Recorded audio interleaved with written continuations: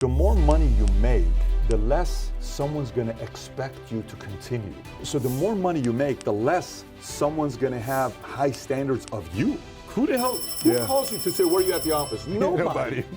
Who says, how many appointments you ran this week? How many calls you made this week? Right. How much business you ran this week? How much content, how many books you're reading right now? Who the hell says that to you? Nobody says.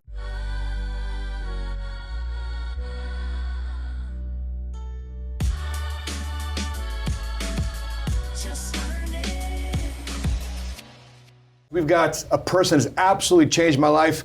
I mean, how do you introduce somebody who's absolutely changed your life on so many different levels, not just financial, not just entrepreneurial, but as a father, as a husband, as a spiritual example of what can happen in your life if you choose to follow the call of God.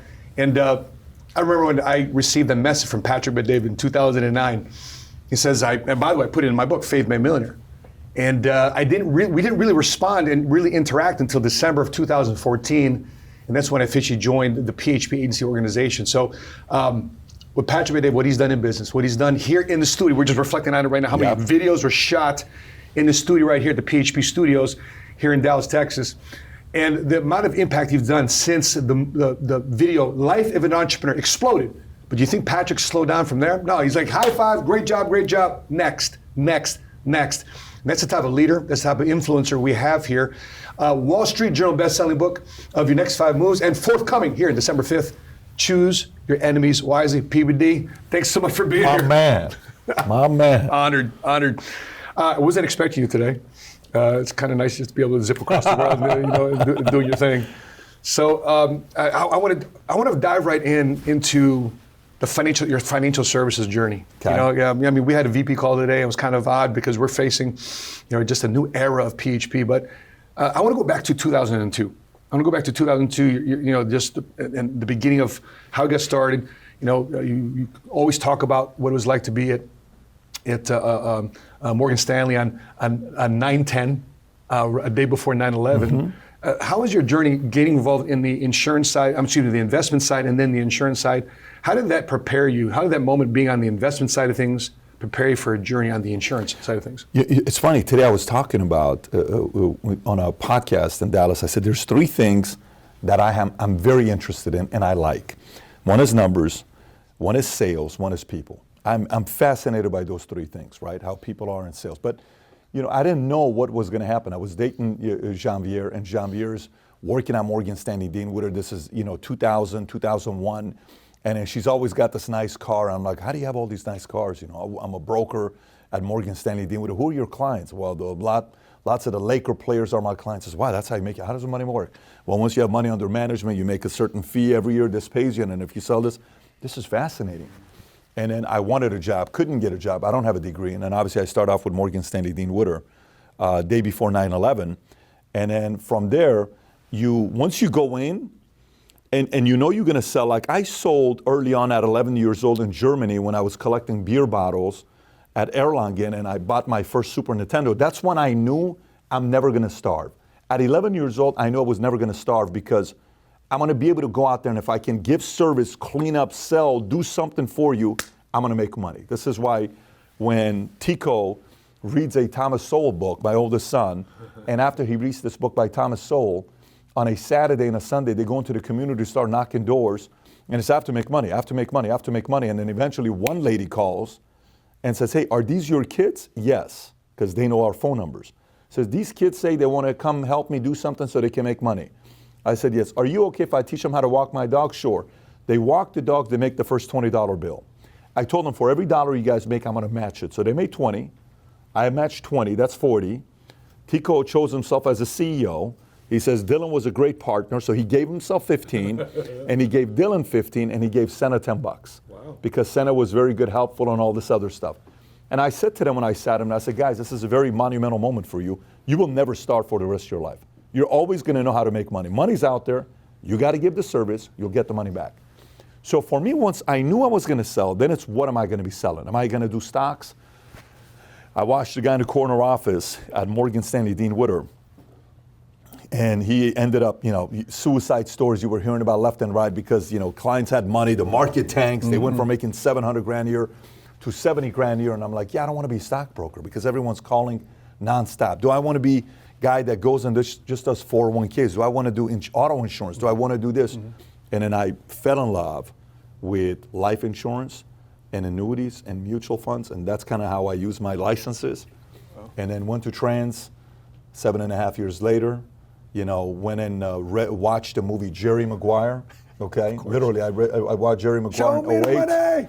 So it inspired me to write a 16-page, letter with 9 things I would do in that company we were a part of. That here's what I would. I sent the email to the top of the company. Nobody reacted, and then I sent the company. I think it was Pat Shepard was his name, the CEO of Aegon, and I want to say that's his name. And then he responded. Then he told all the executives from Transamerica to call me. Then they flew out to Orange County. I was an EMD, so it's probably 07, 08. We had a 5-6 hour meeting, 7-hour meeting. And I said, here's what I'm going to be doing. Then they didn't want to do any of this stuff. I said, no problem. If you don't think this is going to happen, then we have to start our own company. October of 09.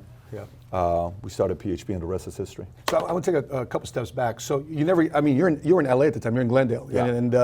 And when I got involved in insurance, I was proposed to sell real estate. I was proposed to sell mortgages. I attempted to do both. My first binder at taking notes was a loan officer card as well as an insurance card. Were you never attracted to real estate? Were you never attracted to mortgages? I'll tell you one thing. So I had a client of mine. I go to Valencia to his house. He's 61 years old, Armenian guy. And I go to his house, $1.5 million home, view the valley, canyon country, all this stuff you're looking at in Valencia all the way down. And I'm selling him an insurance policy. But at the same time, I'm kind of wondering if maybe real estate was the way to go, and I made a mistake. I said, how long have you been in real estate? I've been in real estate for 40 years. So that's great. This is a Saturday night, we're having dinner. And at 9 o'clock, he says, okay, guys, I got to go to sleep early. I said, why do you have to go to sleep early? Because I'm working tomorrow morning. Why are you working tomorrow morning? I'm showing properties. And I'm like, you're showing homes on a Sunday morning after 40 years? Yes. And more people I talk to within the real estate space, anybody that had been for 30 years, most of them had a divorce, 2 or 3. But every decade, you would have a divorce, and you'd have 1 or 2 or 3 bankruptcies. Why? So right now, I consult for a lot of these real estate mortgage companies at David Consulting. So we see what's going on in different industries, because I see what's going on with transportation, with numbers being down 70%, and real estate loan applications are at a 27-year low, and real estate sale, according to Wall Street Journal, is at a 20-year low. So these guys went from making $100,000 a month, $200,000 a month, $50,000 a month, to making $3,000, $5,000, $10,000, $15,000 a month. How are you surviving? So, and how many of these guys, Matt, you know this in sales, if you make $1 million a year, okay, so you made $1 million this year, you made $600 year before, you made $300 year before, you made $100 year before. Sure. When you get to $1 million, do the people live as if they're making 300, or do they upgrade their life as if they're making $1 million? 1.2. They upgrade their life as if they're making 1.2. Right. But then here's what happens next. If you go from 1.2 to 120 grand a year, what do you do then? Actually think about it. What do you do then? I just received 3 text messages from somebody selling cars, from a Lambo, a G-Wagon, and a Ferrari, all mortgage and real estate people. How do you make it happen? So now wives are selling their Chanel purses, they're selling their Louis, they're selling their art that they bought that they knew nothing about, they're selling their exotics because they got to get rid of it.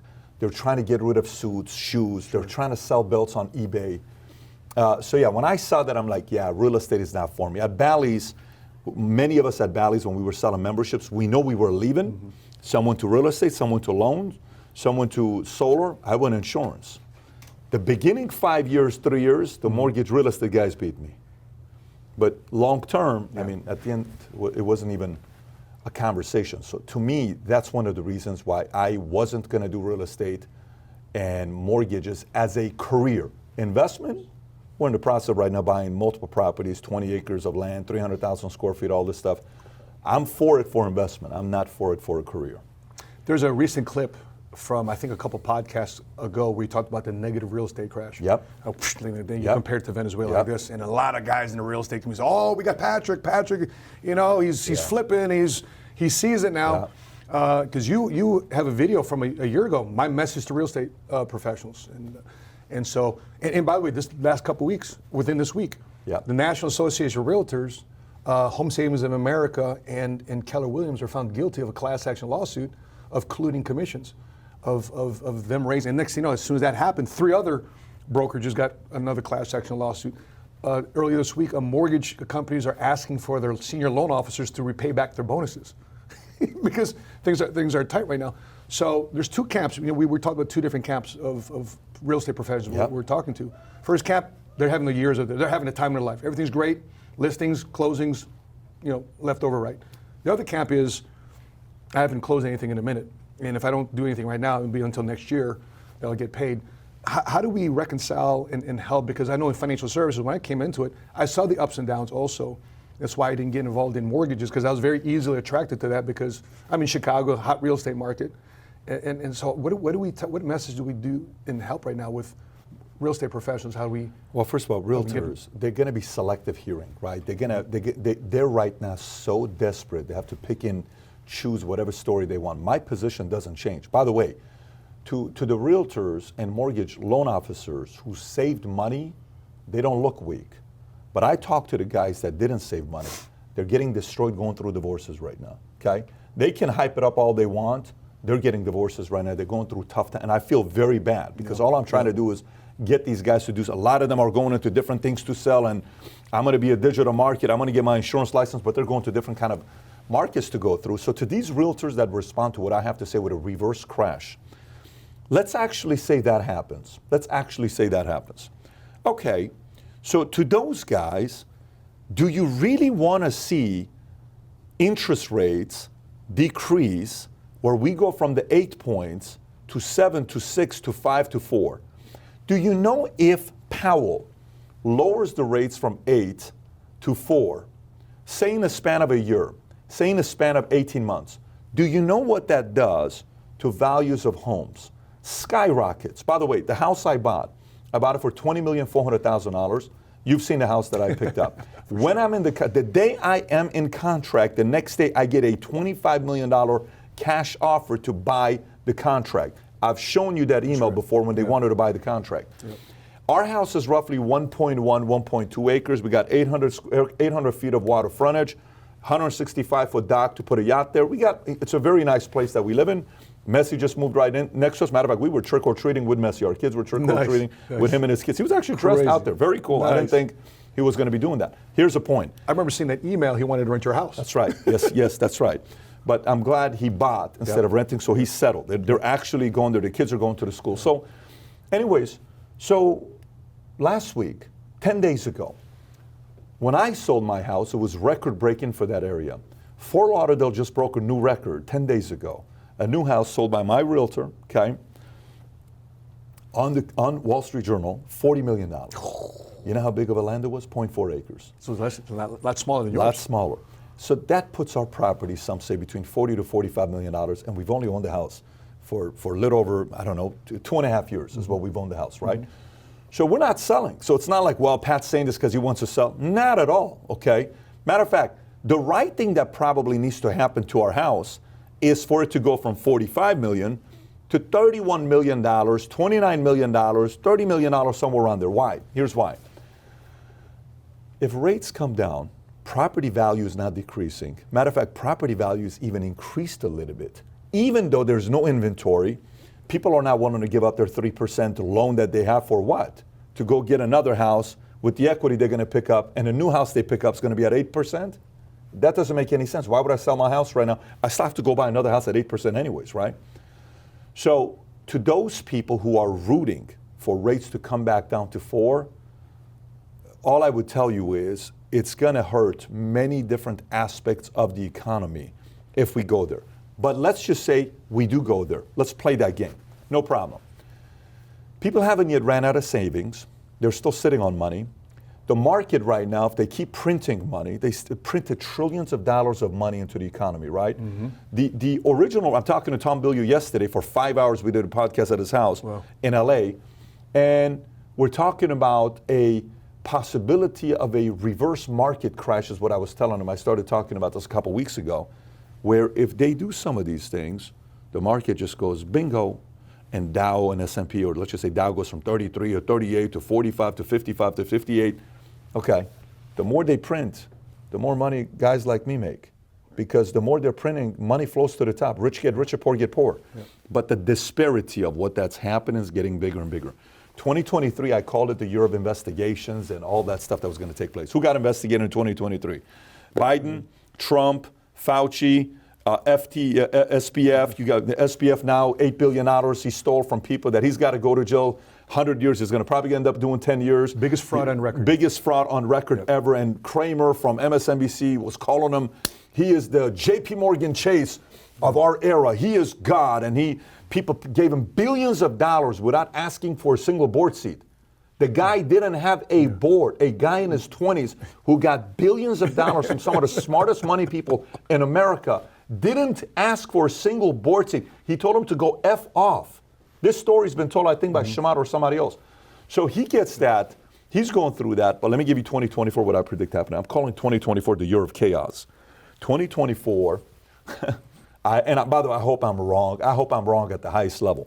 But I think 2024 is going to be one of the most chaotic years we've had in climate.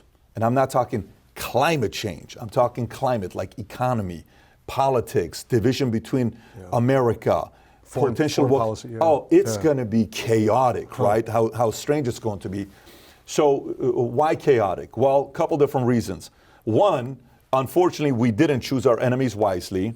And when you don't choose your enemies wisely, you screw up, you pay a price. We obviously didn't choose our enemies wisely when 9/11 happened, weapons of mass destruction. We saw what the $3 trillion that we paid for, by the way, okay? That's choosing the wrong enemy. And now we have Israel, Palestine. They're going through their mess that they're going through. Gaza, Egypt's getting involved. Turkey, the strongest military in the Middle East that has 350,000 active soldiers. Turkey, 350,000 active soldiers. They have the most powerful military in the Middle East. They're now getting involved. You got stories that came up today about Wagner Group, the guy that was trying to, take out Russia with Putin. Now they're selling missiles to Hezbollah. Hezbollah's backed by Iran. Iran gets involved and you piss them off. They're just waiting for war because they can't stand what Israel stands for. Russia's in the mix. You got Azerbaijan took advantage of Armenia. You got the Ukraine-Russia deal. You got here Israel, Palestine, Hamas killing, and then boom, 8,500, 1,500 people there. You got China on the other side waiting for Taiwan. You got election going on. You got one candidate they're trying to eliminate. You got one candidate that can't even walk. You got a candidate where as a kid growing up, when you grow up, a kid needs to experience three things. A kid needs love, a kid needs somebody they respect, and a kid needs somebody they fear, okay? A mother cannot impose all three. This is why, when you see a kid that's being raised by a single mother, they turn into gangsters, troublemakers, all this stuff, because the kid eventually is like, I remember at 14 years old, my mom was trying to discipline me and she was hitting me. I'm like, and she went, ow. I said, what are you doing? I said, you can't hit me anymore. It hurts you. Stop. It's the last time my mom ever raised her hands on me at 14 years old because it doesn't do anything to me anymore. So she could no longer tell me, where are you going? What are you doing? Because I didn't fear her, nor did I respect her. I just loved her. You can't impose your fear on me. So where am I going with this?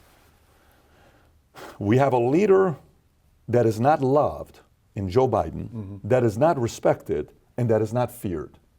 When you have a situation where the leader is not loved, feared, or respected, who shows up? Bullies show up. If in a community,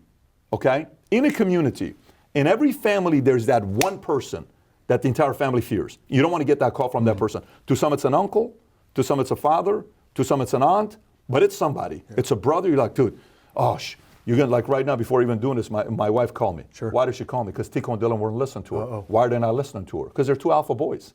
And even a mom in her mid-40s cannot, 11, 10-year-old, they feel like they can push their weight around until dad gets around. Quickly he's putting his jiu-jitsu outfit and he's gonna go to jiu-jitsu. Why?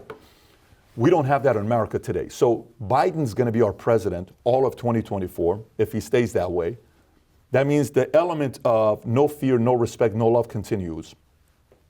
They're afraid of Trump running, and God forbid he runs. Then you got Newsom, DeSantis, all these other guys that are getting involved. You got RFK getting involved. The possibility of another Ross Perot ruining in for a senior and a Clinton win, it's going to be so chaotic. Now, audience watching this, they're saying, holy shit, like, give me, what is this? Am I supposed to get excited? What am I going to be doing? Okay, you have to be aware of it. This whole idea that I don't want to be aware of it is problematic. You have to be aware of it. And then from there, you have to do your own research. And then you have to come up with your own plan. And if you come up with your own plan and you're able to choose your enemies wisely, and you choose to lead, and you choose to anticipate, and you choose to be paranoid, and you choose to not be casual, if there's ever been a year where there's going to be more casualties in business economically, as well as a lot of casualties could be in war, it's going to be 2024, because there are many unpredictable things that are moving parts that no one can 100% say, here's what I think is going to happen. Those who are prepared for it to the most that they can be, they're going to win big in 2024, because chaotic years produce a lot of successful people. Chaotic years produce major leaders. You're a perfect example of it. Let me give you a story. COVID happens. March 14th or whatever it is, I'm in LA, 2020. We take the kids circle. We're about to have a meeting with Gabriel Brenner, Oscar De La Hoya, our board, Greg Sher, Bob Kurz, and everybody's flying in. We're at the Beverly Hills Hilton, okay? And every time we go to LA, we like to take the kids to what do you call it, Universal Studios, because we love it. That's the day you're watching TV, and it says NBA shutting down, NHL shutting down, Disney shutting down, Universal Studios shutting down. And you're like, is COVID really that bad? It's that bad. Oh my God, what are we going to do? So I look at Jen, I say, we got to go say goodbye to my mom. We're getting on a plane. We're going back to Dallas. 23 hours we're in LA. Everybody canceled. Greg canceled. Bob canceled. Oscar, everybody canceled. We come back to Dallas. I drop those guys off. I come back to the office. I stay here in this office, in my office on the other side, till 4 o'clock in the morning. I'm researching. Pandemics, how the market, how the economy reacted, all this stuff I'm looking at. 9 out of 10 pandemics, when the market crashed, 6 months later it recovered. The only one that didn't recover after 12 months was AIDS. All the other ones recovered 6 months. It was all fear. Fear. Boom, market crashes 6 months. Oh, we're okay. We come back up. But we're doing the first Zoom. Most of the time when we do our calls, our girls are, makeup, looking good, all this stuff. They're not even on it. And if they are, they have no makeup on and they're not showing their full face. You remember that Zoom? I remember that for sure. And during that Zoom, pre that Zoom, I'm calling everybody to get everyone's temperature. And I'm listening to their voice. You good? Yeah, it's good. Yeah, we're good. We're going to figure this thing out. Okay, that guy's nervous. Boom. And they don't even know what I'm doing. I'm putting down, negative. I'm putting up, positive. I got off the phone with you and Sheena, and I put you positive. I said, Matt, what are you going to be doing at a time like this if they shut down? I said, Pat, we've been doing Zoom, I said, who else is like that? Hard as well. Great. We do a Zoom, you come in, and you start telling, this is how we're selling, this is how we're doing. And I said, Matt, can you train everybody? You did. What happened? During that season, that was a chaotic year, 2020, we had an example of somebody who brought poise to others. We had a CEO at the top that's a wartime leader that we're going to be okay. Collectively, everybody followed the lead. Boom, we had a record-breaking month, 2 months later. Remember that? Of course. That's all where we said we're not going to let the enemy win. No. We chose the right enemy. We didn't sit there and say, oh my God, what if this thing takes place? So I think 2024 is a similar type of a climate. I just think it's a bigger opportunity. I think 2024 is going to be a much bigger opportunity than the last chaotic year we had in 2020. I just got jacked up. We can bang out phone calls right now. This chaos. We've been trained to run towards chaos. A lot of people have been trained to run away from chaos. So what areas of opportunity do you think will rise in 2024? What markets, what sectors? If somebody needs to be cross-trained to do something else, with technology and AI taken in, is there opportunities there that you're excited about? Well, leads me to another question. What happens when the paycheck and the income stops, but the mortgage doesn't? I've seen families lose everything, not because they were lazy, but because they didn't have a plan. And that's why I wrote the book, Keep the Keys. It's a blueprint to protect your home, your income, and your peace with real stories, real strategies, real results. And on August 20th in Dallas, I'm officially launching the book and my private networking and upscale mastermind event, Cigars, Wealth, and Whiskey. This isn't a seminar. It's a high-level networking experience and upscale mastermind for entrepreneurs, executives, and legacy builders. And for one night only, I'm bringing out a special guest. One of the most iconic names in comedy and culture, Marlon Wayans, as he shares his new cigar with us, Ligue Tridente. Now, there are only 200 seats available, and we just opened up a new set of tickets called Elite. Tickets if you want proximity around Marlon and myself. There's only 20 of those tickets available for sale. So if you're serious about protecting what you've built and learning how to never hand your keys back, this is where you need to be. Go to cigarswealthandwhiskey.com, grab your ticket, get the book, and keep your peace and keep the keys? Well, anytime, temperature goes that high, people are afraid. Anytime people are afraid, they're willing to listen more.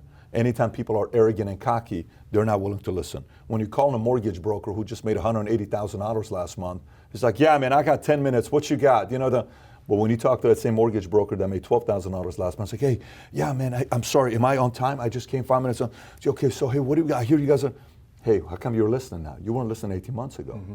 What happened there? Now you're listening. So the market's going to have a lot of people that are listening, which means show ratio of people wanting to meet with you is higher. Availability ratio, people saying, yes, I'm willing to meet, is higher. Typically, you have to follow up with a person 7 times, so you make an appointment with them. You're probably going to have to follow up 2 or 3 times. These are all good things for somebody that's in the sales business. You're going to be able to get ahead of it. If you're in the real estate and the mortgage business, I'm telling you what I hope happens, because it's not good for the climate. I hope rates stay at 7 or 8% throughout the entire time in 2024. Yeah. Do I think that's going to happen? I don't know. Why? Because I think as it gets closer to August, after RNC and DNC, I think DNC is going to be in Chicago August 16. I think RNC is in July. And if the candidate on the left doesn't feel confident about what's going on, they're going to lobby for the Fed to make better decisions to help them with their election. So they need to decrease rates, lower rates, so economy kind of starts flowing again and moving again. So if somebody's going to lobby to call Powell and say lower the rates, that may happen. So I don't know. I think rates may start decreasing June, July, August. I don't know by how much, but I hope it stays flat next year. I think it's going to be a very big opportunity for individuals to rise up, show poise, show confidence, realize what you can control, what you can't control, speak openly with people. Like in seasons like that, the way you sell is the following way. Look, I don't need to tell you if you're watching the news, you know what's going on. We have an election year, uncertain, it's crazy, it's chaotic, the economy is strange, it's bipolar right now. Boom, boom, boom. You're probably seeing it with your 401k, with your savings at your job. People are getting fired, they're keeping their jobs, they're doing this, they're doing that. However, this is the approach we're taking. We suggest X, Y, Z, and here's what's working for us. It's going to be a lot of matter-of-fact type of speaking with people, because that's what they're going to want next year. But again, going back to it, I think the opportunity in times like that, when I'm talking to Brady a couple months ago at the Vault, you're there. I over the last 20 years, this whole concept of business planning for the audacious few. Guy asked me a question, he says, so, isn't it a little bit aggressive to say choose your enemies wisely? Isn't that like a Sun Tzu type of thing? Or isn't that like a little bit too much power in Machiavellian, art of war? Well, yeah, even he probably said choose your enemies wisely. Sure. I said, no, but here's the thing you got to be thinking about. I said, what you got to be thinking about right now is, when I watch guys in the last 20 years I did business planning, I first had no clue how to do a business plan for you as my new sales guy or sales leader. It was just more like, you can do it. What are your dreams? You want a car? You want to travel? You want to retire your mom? Let's go. Here's your plan. Mm-hmm. And I'm like, but he doesn't know what the hell he's doing. So what do we do now? Okay, no. All right, so now we got to be more logical. What you need to do is you need to make this many calls and you need to run this many appointments. You need to do this. Then we got a little too logical. Emotions was bored, so okay. So what do I do? Well, we need emotion and logic. Okay, great. But emotional logic in what area? Then it's like, no, new building blocks. Then you need 12 building blocks. 6 emotion, 6 logic. Interesting. Then based on that, I started seeing who moved better. I'm like, man, this guy has no clue what he's doing.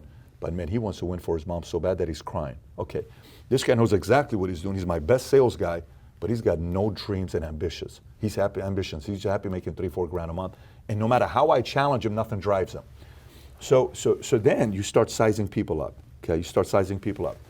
With Brady and some of these guys that went and competed at the highest level, you'll find 3 commonalities. These are guys that experienced unconditional love one time in their lives, okay? Where for you, it's your mom. Mm-hmm. You can't do anything wrong in your mom's eyes. Nothing, right? You get arrested, you come to your mom's going to be like, you okay? Everything good? Everything good? You're like, how could somebody love me this much that I just screwed up? Yeah. And you still love me? Yeah. Wow, yeah. Right? We need to experience that. Only one time is all you need. Because when you experience it one time, you know what it tells you? It's possible and it's out there. One time. 2, then you have somebody that you look at in your lifetime that no matter how much you try to earn this person's love, you could never do it. You make $1 million, they don't care. You get a 6-pack, she's still with another guy. You drive a Lambo, she doesn't give a shit. You buy a 20,000 square foot house, doesn't do anything. No matter what you ever do, this person you loved so much betrayed you, left you, broke you for the rest of your life. You are never gonna win this person's confirmation. So you have unconditional love, unconditional, unbelievable pain. Then you have the last one, is when you end up choosing the right person or enemy that drives you. Most people, that last element, Matt, they don't choose the right one. Like I remember one time you and I can recite 5 of your enemies. I won't do it on the camera, but I can recite 5 of your enemies. I remember one time we're talking on the phone, the first 90 days you were with us. Yeah. And it's me, you, and Sheena. This name would keep coming up. I'm like, perfect. That's an enemy. And then another person was in your life that was making your life very difficult. Another enemy. And then there was another person that really did something to Sheena, another enemy. And then I sat there and I talked to you guys about it. I think you remember this call that we had together where I'm like, guys, here's what you have to realize. Totally get it. He made this much money. Here's what you got to do. That person's doing this. Go light it up so you don't have to worry about it. This person's doing that. Here, and I saw, and I'm looking at you. I'm looking at your eyes, and I'm looking at her eyes. I'm like, these guys are going to get whatever they want. Why? Because you guys had the right enemies. Mm-hmm. And what happened to your life? Now making $2 million a year, living in a beautiful $3 million home, having the family that you have, having the influence that you have, having the leaders, the lives you've changed. One of your guys' heart just crossed, 750. You got guys making half a million. You got guys making $1 million. And back in the days, life was very different in that Escalade that every time you opened the door sounded like somebody was shooting at the car. Life changed. Rusty hinges. Yeah. But the point is, like, BB, when she and I were talking to you about our enemies, can you share some, like, because I knew I was talking about it like I was pissed, but did I sound helpless? Did I sound like I couldn't do anything about it? No way. Okay. No way. No. Because I was angry. I was mad. No, you were angry is what it was. And the whole thing was, to try to stay in control and, bring you above the level of anger to courage, acceptance, willingness, neutrality, reason, love, is to bring it up. And when you went to that next level, it just started happening. No, I would watch you guys so closely. You guys were the easiest people I've ever worked with in business, ever. In 22 years of anybody I've ever worked with, you guys were the easiest people to ever work with. Because you had the balance of the logic, and you just needed to figure out how to do it better. Sheena needed the systems, and like, how do we do this and how do we do that? But you also had the emotion side. Like, you had the willpower, you had the vision, you had the mission, you had the culture. You brought culture. You brought these shoes. None of us wore J's before you came. You brought the J's where you started. After we gave Dream Team, we started giving J's out, and then you started having all these J's, and then everybody started wearing J's. So you were a culture guy. The J's. Well, I came to PHP. I was wearing those Nike Roshis. When I saw you giving a Dream Team on my first convention in February 2020, I was like, Patrick gives out J's. I've never had J's. I remember that. And then I qualified for next year's Dream Team. And you gave me my first pair of J's. After that, I was a J guy. Yeah. Well, I mean, I don't know how many J's you got. I've seen your closet, bro. I don't know how many you got there. But the point being, you could get the logic side, and you need that side, but you also had the emotion side. Like, you had the willpower. The willpower is something that you can teach a little bit, but some just have it. Some just have more of it. Can it be built, willpower? It can be, but the one thing that's going to force you to know you need to build it is if you have the right enemy. Oh. If you don't have the right enemy, why would you build your willpower? Sometimes, like, I'm sitting there talking to Brad Lee in Vegas 2 days ago. Okay, we're at his office, and he was just super transparent and open with me. He's like, "Look, man, I'm rich as I've ever been. I got money. I'm doing this. I'm doing that. But I feel like I'm a little bit lazy and I'm this." He's joking, but maybe he's not fully joking. By the time we were done, Brad's eyes were on fire. All night he was texting me, morning, and we're just going back and forth. And one of the things I talked about is when we do affirmations sometimes, all we want to write when we do affirmations sometimes, we write positive affirmations. We write, "You're the best, you're a great leader, you're a great father," all of these things that are positive affirmations. Okay, no problem. One day on a flight back from Chicago, I took a piece of yellow pad on a flight, and I wrote down everything anybody ever said that offended me, upset me, pissed me off, hurt me, those comments. Matt, I'm writing this down, and I'm on fire, and I'm getting emotional. And I'm just writing it down. And I'm writing it down. And I'm writing it down. And I'm writing it down. Imagine you start your day reading those 10 affirmations of what people say about you. Your day starts slightly different, right? Yeah. And when we're with Dana, and I'm sitting with Dana 3 days ago in Vegas, we're in his office, a 30-minute meeting turns into a 2-hour meeting. And I say, Dana, I got a book coming out at the end of the meeting. He said, why are you here? I said, well, I got a bunch of meetings I'm doing for a book tour for Penguin. What's the book's name? Choose Your Enemies Wisely. He said, that's the name? I said, yeah.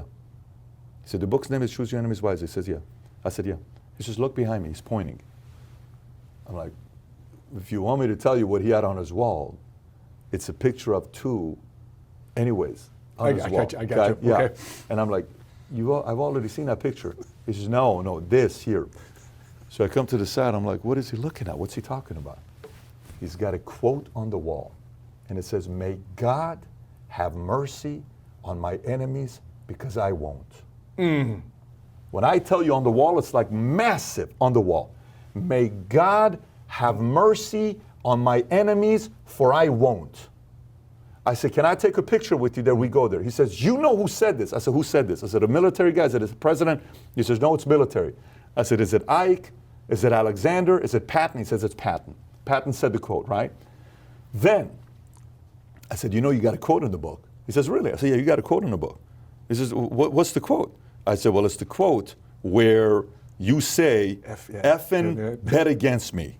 Tell me it's not going to happen. Tell me it's going to fail. I love it. I love every minute of it, right? I played that on repeat. Mm-hmm. I love every minute of it. We're sitting there talking, and then he's explaining this stuff. And you look at Dana, what do you think about? You think about a guy that chose his enemies wisely 20 years ago, when he chose to be the best commissioner in sports during COVID, where you couldn't play sports here. Yeah. And he goes to Abu Dhabi, and the only thing that we can watch on TV was UFC. UFC blew up during COVID, right? Yeah. So he went to Jacksonville, right? He went to Jacksonville because there was a conservative. That's right. Yes, he did. That's right. Mayor. And by the way, we talked about that, and DeSantis also talked about that. But the point being, if you have the privilege and the honor of being offended the right way. Man, if somebody offends you the right way and you know how to use it and channel it, because one of two things is going to happen, okay? I've had a list of people that have said things about me, but one of the guys once said something about me. I sat there and I said, if I don't do anything, for the rest of his life, he's going to tell everybody he was right. There's no way that's going to happen. There's no way it's going to happen. So if you don't do something about it, they were right. Yeah. But if you do something about it, you were right. How does that drive you? Does it move you? Does it do anything to you? Yeah. If it does, you're going to get willpower. Yeah. If it doesn't, forget about it. One of my favorite trainings you've done, I remind my guys constantly about this, is reasons why you should never quit. And one of the reasons why is because everybody that told you couldn't do it, they were right. And everything that you're supposed to become will never have a life because you quit. There's so much that you just covered there, PBD. I mean, you're talking about Dana White. I mean, he's got a recent viral video out there. And he's laughing at people that says, I don't want a 9-to-5 job. He's telling me I want to work for myself. He goes, oh, really? Oh, really? You want to work for yourself? And listen, man, there's no holidays. There's no birthdays. Everybody's trying to take out. Everybody's trying to screw you. He's war out there. So he has a very serious message. Of course, he says in the beginning.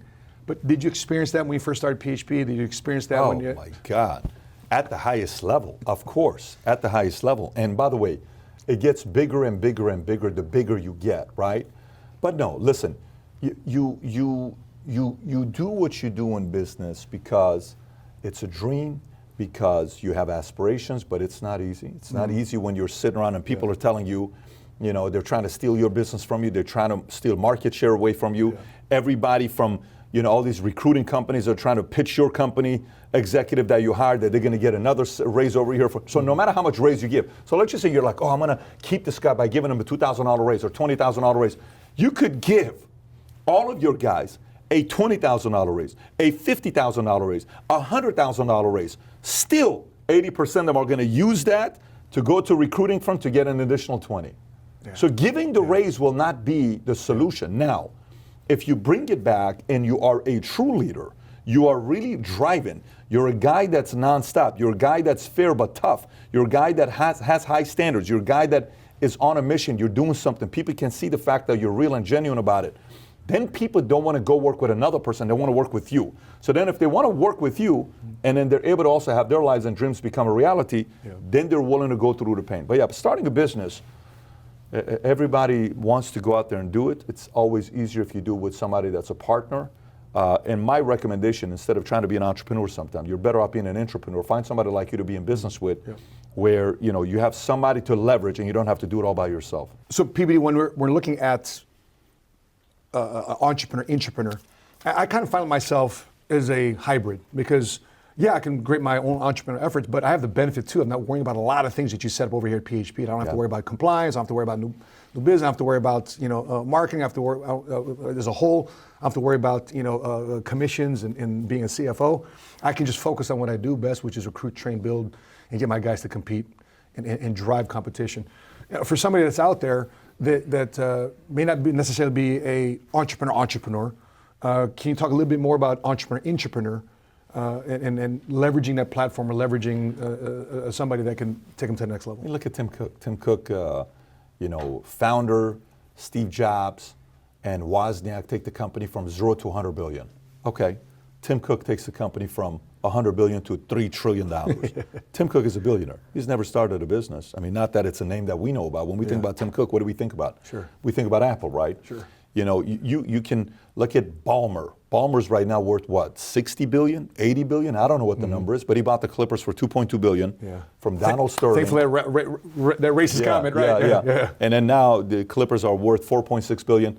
He didn't start the company. He was a guy that was one of the entrepreneurs. Gates started the company, and Gates is worth, 100 billion, 120 billion. Ballmer's still worth 60, 70, 80 billion. He's right behind him. It's not like it's that crazy of a number. No.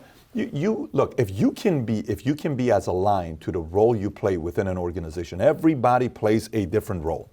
The sooner you know what role you play in any organization, the sooner you're going to have the biggest advantage.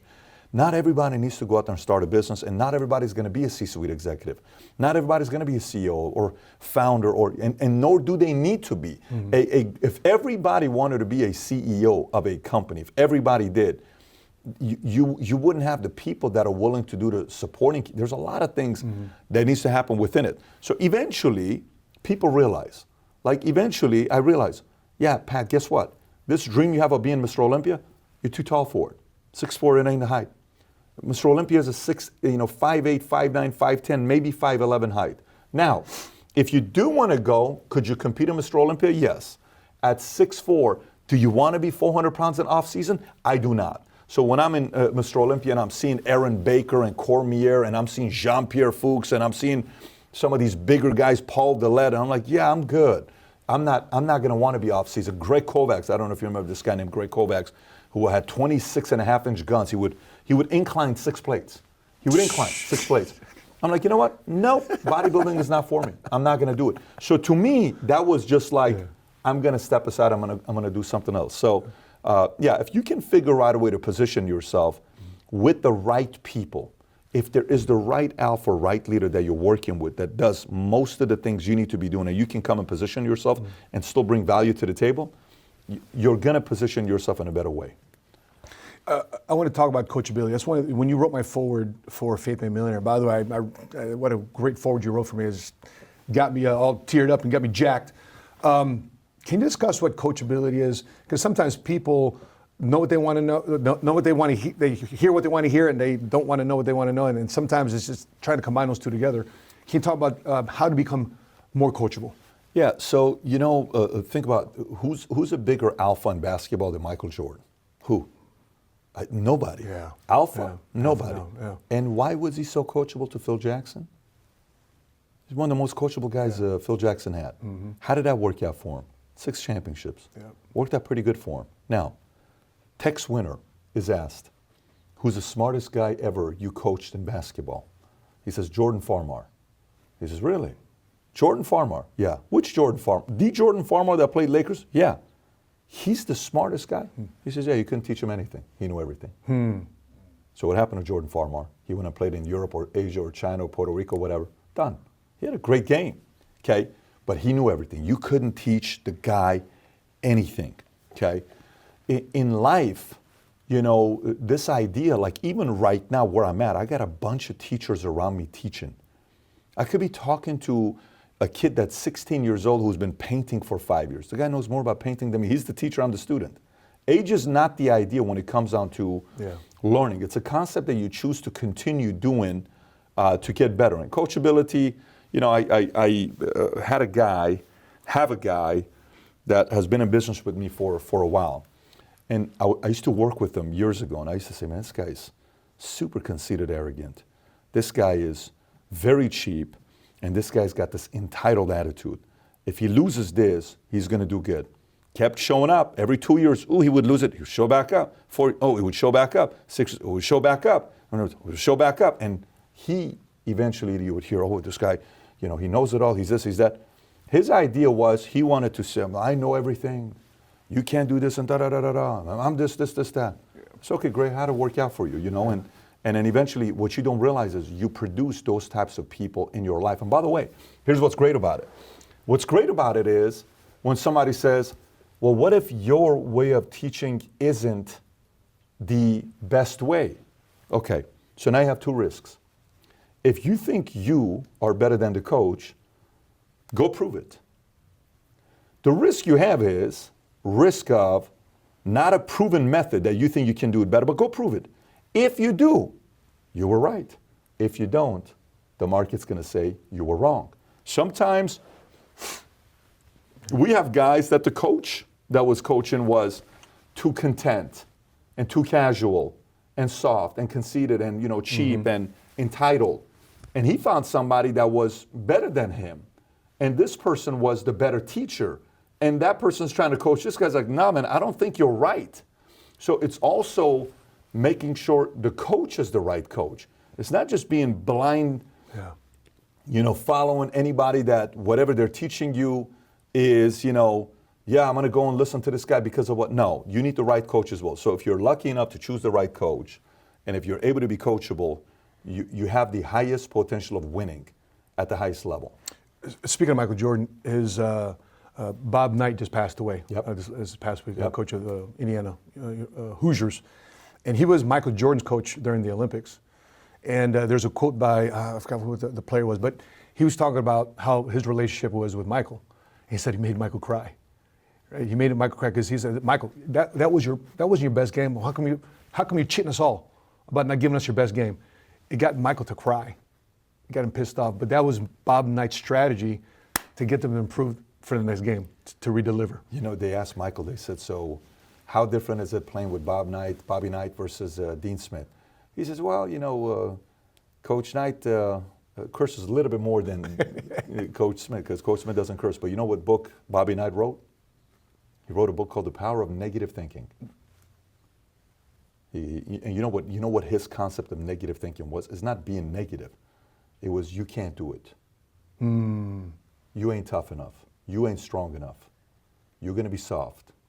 Let's see if you can hang in when times get tougher. Like that scene where, is it Edelman? Edelman is the modern day Wes Welker when he had Wes Welker. Wes Welker played with Tom Brady for 8 years, never won a championship. But that scene with Edelman, you're old. Yeah. You're old. You can't do it. You're old. You're too old for this. And Brady's just getting angry. It's like, it's like, you're too old. You're too old. And, so for me, the power of negative thinking doesn't work on everybody. Somebody may be watching and say, well, that doesn't work. But the power of negative thinking worked on Jordan. Sure did. It worked on him. The GOAT. It would work on Kobe. It works on Brady.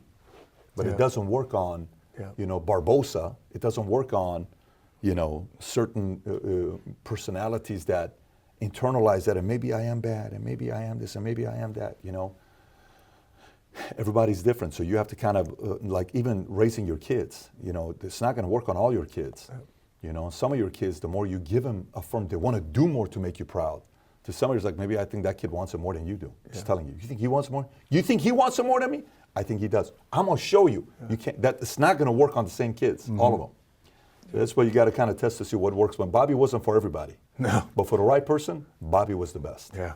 He would be a coach that would go from 0 to 100 and throw a chair in the floor faster than anybody. I want to talk to you, PBD, about fatherhood. I'm officially now a grandfather. I'm meeting her this weekend. Actually, she'll be at the house in a couple hours. But you've always talked about values and principles, and ever since I came to PHP, and I saw your boys running around the convention, and you'd be in the middle of our gala night, and then and because at that time PHP had the average age was a little lower, and a lot of people weren't having kids yet, and so for people in PHP to see kids running around is you're challenging people to see how distracted we're versus paying attention to you, to see Tico and Dylan running around, say, oh, you guys aren't ready to have kids. I see you paying attention to the kids. Pay attention. You're challenging everybody that night. But you've always raised them on values and principles. You were always raising on things, and you kept that as your affirmation. And how do you go about creating your own values and principles? Was it the same process of you with the yellow pad on the flight home from Chicago, talking about things that went against you? How did you formulate your values and principles, what you stand on? Because even not only your children picked up, but people in PHP has picked it up. Yeah, we're right now, as a collective in PHP, we're raising some great kids, man. We're raising winners, leaders, net positive to society. I love, if there's anything I love seeing with our guys, I love obviously the houses and the financial freedom and all the good things that's happening. I love seeing our kids winning. I love seeing those videos, the posts, the pictures. It excites me the most when I see that. But yeah, values and principles, it's the boring stuff, right? It's the stuff that you sit down and you think about and you say, I want to raise my kids to do this. And you think about what your mom and dad did with you that worked and what didn't work. So whatever didn't work, don't apply. Whatever did work, apply it with your kids. And then also helps to read a lot, because when I read I don't know what book it was, 41 or something like that. I think George Bush wrote it about his father. And then when I read a book about Kennedy's family, you'll notice a couple different trends on how these families were. Arnold said in an interview one time when he met one of the Kennedys the first time, he said, so what's your favorite color? Just a basic conversation. He says, they told me we like red. What do you mean? No, what's your favorite color? Yeah, we like the color red. Who's we? We Kennedys like the color red. Think about a family being so unified that they like the color red. Okay. Very simple, basic thing. RFK, I'm talking to RFK the first time I had him on the podcast a few years ago, and I said, tell me what it is to be part of the Kennedy family. He says every night was debate. Every night my dad would say, what's wrong with having drugs being legal? What's wrong with this and what's wrong with that? And he would make us debate. And we would sit there and there's, so, oh my God. And his dad, obviously, that was the culture of debate. Bush's family, hey, go make your money. Take care of your wife, take care of your kids, make sure they're squared away, set aside money for retirement. Then if you want to make a little bit more money, go do it. But then you got to do three things at the end. You got to give back to the country that gave you this life through charity, through church, or through politics. But you got to go give some way back. So that's one method of public service. So those concepts are great. But I tell you this, when I was a kid, every year we would go to this man's house. His name is Luther Al-Khassei, one of the most successful Assyrians in America. His brother, Albert, this is how I always remember him. He's the only relative of mine that would give me $100 every Christmas. You know how you remember that guy? This was the guy for me, Albert. He was a $100 guy. Birthday, $100. Christmas, $100. Back in the 80s and 90s. Forward when Christmas would come with Albert. He'd bring that $100 bill. It was awesome, right? Everybody else would be like, very. It's like $100 back then was like $300 today. So I loved it. And he was so gentle with me. He was so good with me. He was just a sweet man, Albert. Till today, he's here. Luther passed away 4 years ago, but this is the part of the story that's wild. Luther becomes rich. One day the story is, whether it's mythical or it's true, it is what it is. He's at a bar, and one guy here is trying to sell a massive, massive truck that they move equipment from Tehran, from Bandar Pahlavi to Russia, okay? And that's the business he's in. But he's going broke, so he needs to sell his truck. And Luther's like, dude, I'm not in the transportation business, but okay, how much you want for your truck? Oh, this one. So let me see what I can do. Then he says, he goes to the other side of the story, the bar, and another guy says, look, man, I don't know if you can do this for me. I need to move this big of a load from here to Russia in the next 48 hours, and I'm willing to pay this much money to move the load because my other guy can't do it now. So he's like, wait a minute, how much of a load is it? This. So he says, okay, let me get back to you. He comes over here and says, hey, how much of a load do you need? How much of a load can it take? This much. Oh, that fits. Okay, how much did you want for this? Boom. Goes, how much are you willing to pay for this? Boom. what the money this guy was willing to pay to move the load, pay for the truck. So he says, I'll buy it from you, but you mind if I pay it to you next week? So he gets an advance from him, takes the advance, gives it to him, buys the truck, goes up, becomes a multimillionaire. Wow. Okay? And this is in Iran back in the days. Yeah. They leave Iran, they come to U.S. He had a house in Upland. You know where Upland is? Well, you don't know where Upland is. In California, Upland is, Riverside County, Upland. And there's a street called San Antonio that you would go to, and Snoop lived there.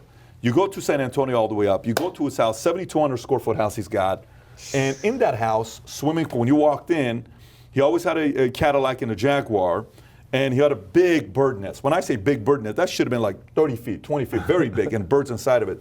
But you walk in, open a door, office to the right. You walk in a little bit more, there's a hallway. His bedroom's all the way to the end. One time I got in there to see what it looked like. Living room here, you make a left, come in. Kitchen's here, big island. I would always sit all the way in the back by the window, and I would watch these guys cook and talk. So if you come out of the kitchen, you go left, make a left again, there's a pool table here, picture of his family, all dressed in white, and then to the corner here, there was a fax machine with a picture on the wall of him and Al Gore. He's a conservative, but he's got a picture with Al Gore. Well, it's kind of weird, but fine. Then over here, he had a big couch with a big screen TV that he would watch basketball. You remember back in the days, right? And then you'd go outside, you got the swimming pool, you got the tennis court, basketball court, then Alfred would be over here above the garage. This is how he would always shake my hand. So he would shake my hand like this. He would always shake my hand like this. Okay. That was Alfred's way. This was our way of shaking hands. And I would go and I would watch him. I would watch him so closely. I'm like, dude, how does this guy have all his kids love him? His grandkids love him. They all want to be around him. How did they build it like this? And his wife was unbelievable. I think she died before him. And then he would sit there and say, like, you know what? I've made a decision. Jesus doesn't exist. And tell me why he exists. And his kids would start debating him. And a fight would break out, debate. I'm like, this guy, the grandfather just started a fight. And they would go. So every year, once a year, I would come to this guy's house. Wow. Every year. Anyways, he inspires me to be an entrepreneur. Fast forward to 4 years ago. 4 years ago, I'm at Rafi's place having dinner. His sister Jackie walks over. He says, hi, Patrick John, how are you? How's Gabriel? How's Derek? How's Dad? Everybody's good. I said, is your dad here? Yes. Where's he sitting over there? I want to tell him something if that's okay with you. Okay. I walk over and I say, Uncle Luther, how are you? Great. And I'm speaking to him in Assyrian and like broken Assyrian, but I'm trying to tell him the story. I said, you're not going to know this. I'm not related to you. You're not my uncle. You're not my grandpa. You're not my father, but I'm an entrepreneur because of you. Let me tell you why. Matt, I go over 10 minutes explaining him exactly what his house looked like, explaining how I studied him like a hawk on what he would do to his kids, how loving he was to his grandkids, how tough he was, how much of a hustler he was. At a wedding one time, he's dressed in this money outfit like 7-8 years ago, and he's raising money. He's asking, at a wedding he's raising, I don't know what this was. I'm like, this just became a fundraiser, comfortably getting up there and asking people, if you really want to make a difference, we're thinking about doing this, and he's selling the truth. I'm telling all of this stuff to him. He's crying in the middle of Rafi's. And then, a year or 2 years later after that, when he died, I'm glad I said, I'm an entrepreneur where I'm at because I said, my dad's my hero. I said, but you're the reason I became an entrepreneur. Did he know who you were at the time? Of course. No, we're family, but we're not blood. But we're family. But he knows who PBD is. Yeah, but I had to tell him that. By the way, when this man died, when Luther Akhasa died, the Shah of Iran's son posted a picture and wrote about him. Because this is a very heavyweight man. Like, he's a leader amongst leaders. Yeah. He's one of my guys. Like, he's a guy that I just salute. So, where am I going with this? You asked the question, how'd you come up with your values and principles? It's the people you admire and you study over your lifetime where you say, I like the way he did this. I like the way she did this. I like the way that family did this. And then you add your own twist to it and you're like, what if I add this to the recipe? Wow, so let's just say 8 things you picked up from somebody else and you add your own 3 or 4 things. And you're like, wow, this is good. Let me put a little bit of this. And then you kind of have that happen, and then you say, okay, we're going to find out if these values and principles are effective, but it's going to take us 10, 20, 30, 40 years. My kids the oldest one is 11. You know how long it's going to take for me to realize if what I'm doing right now is right? Probably 30 to 50 years. Probably 30 to 50 years, because the best way to judge how great of a parent you are is by your your grandkids, not by you. Yep. You know, my dad, if his grandkids become leaders, he did a good job, but I'm still questionable. The way I'm going to be a good parent is by the way their kids do in life. So I'm probably not going to know that until I'm dead. Yeah. It's going to take 50 years because I'm an old father. It's going to take 50 years to find out what they're going to be doing. So that's the answer. It's a long-winded answer to your question about how I come up with values and principles for the family. So when you are in that conversation, come with these values, because I remember when you helped us create our values and principles with PHP, you flew us out to Jekyll Island where we're there at the Federal Reserve Room. We were locked up. We didn't know where we were going. You put us on a private jet. Crazy experience. And first thing we came up with, we never. First one was I come through with my word, right? And so we and then for the next couple of days we were wrestling for hours over one word, and that experience there. So when you're looking at some of the most influential families, and when you're looking at the Bet David family, I remember the story you constantly tell all the time about how the hospital treated your father. You'll never treat another Bet David like that ever again. Our name is going to be remembered. Was that another version of you choosing your enemy wisely? Was that an enemy for you? 100%. Yeah. Listen, let me read something. By the way, I'm going to say this so nobody knows, so everybody sees this in the video as well. I got a note in the book. Open it up so you can read it. Open up, there's a note on page 2 for you. Okay, right there. Wow. Okay, read it. Okay. You read it yourself. Okay. Okay.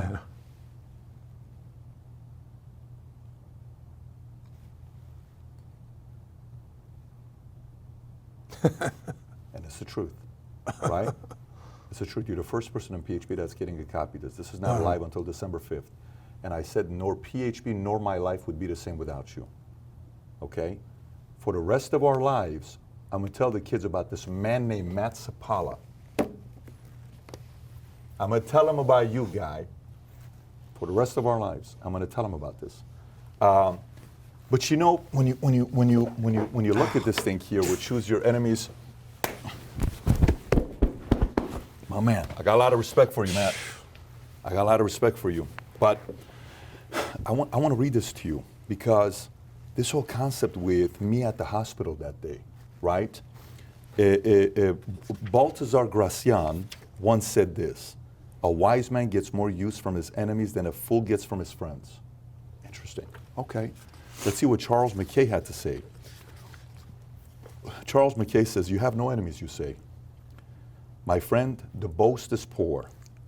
He who has mingled in the fray of duty that the brave endure must have made foes. If you have none, small is the work that you have done. You've hit no traitor on the hip. You've dashed no cup from perjured lip. You've never turned a wrong to right. You've been a coward in the fight. Okay? Okay. I'm at UCLA Medical Center. My dad's in a hospital bed. He had a heart attack. They're not even taking care of him. I'm in the car crying like a little baby in the Ford Focus. And I'm saying, yeah, I don't like the way they're treating my dad right now. I don't like that. Then we go to a Christmas party at 25 years old with a bunch of Assyrian relatives, great people. But one of the guys made a sarcastic comment about my dad. It was so subtle, Matt. If I tell you how subtle it was, you're going to say that's what offended you? He said what he said, and all I looked at is my dad's face. And I just saw my dad go a little bit from this to this. Okay? You get what I'm saying? He went to this. And I said, yeah, okay, no, we're leaving. He said, what do you mean? I said, we're leaving. We're not leaving. We just got here to the Christmas party. I said, no, we're not staying. We're leaving. And the guy standing in front of us listening. So what are you talking about? I said, we're leaving. It's my family. We're here. It's the Christmas. I brought you. I said, no, we're leaving. We're not leaving. I said, Dad, I'm your ride. We're leaving. He's embarrassed, obvious reasons. He says what he says to everybody. Hey, boom, we leave. Fight me all the way to the car. We get to the car. We get in the car. I said, no one will ever talk to you this way ever again, especially these people whose lives you changed. You're the kind of friend every man needs to have and wants to have. They trust you. You are very fair and straight up with these guys. That's what he wants to say to you. No problem. 30 minutes I'm screaming in the car. I'm so pissed. I called my sister and my brother-in-law, Siamak. They come out of the house the next day, Sunday. And I made a promise. I said, Dad, they're going to have to kill me, but the world is going to remember your last name, Bet David, And on top of that, they're going to remember how great of a father you've been to me.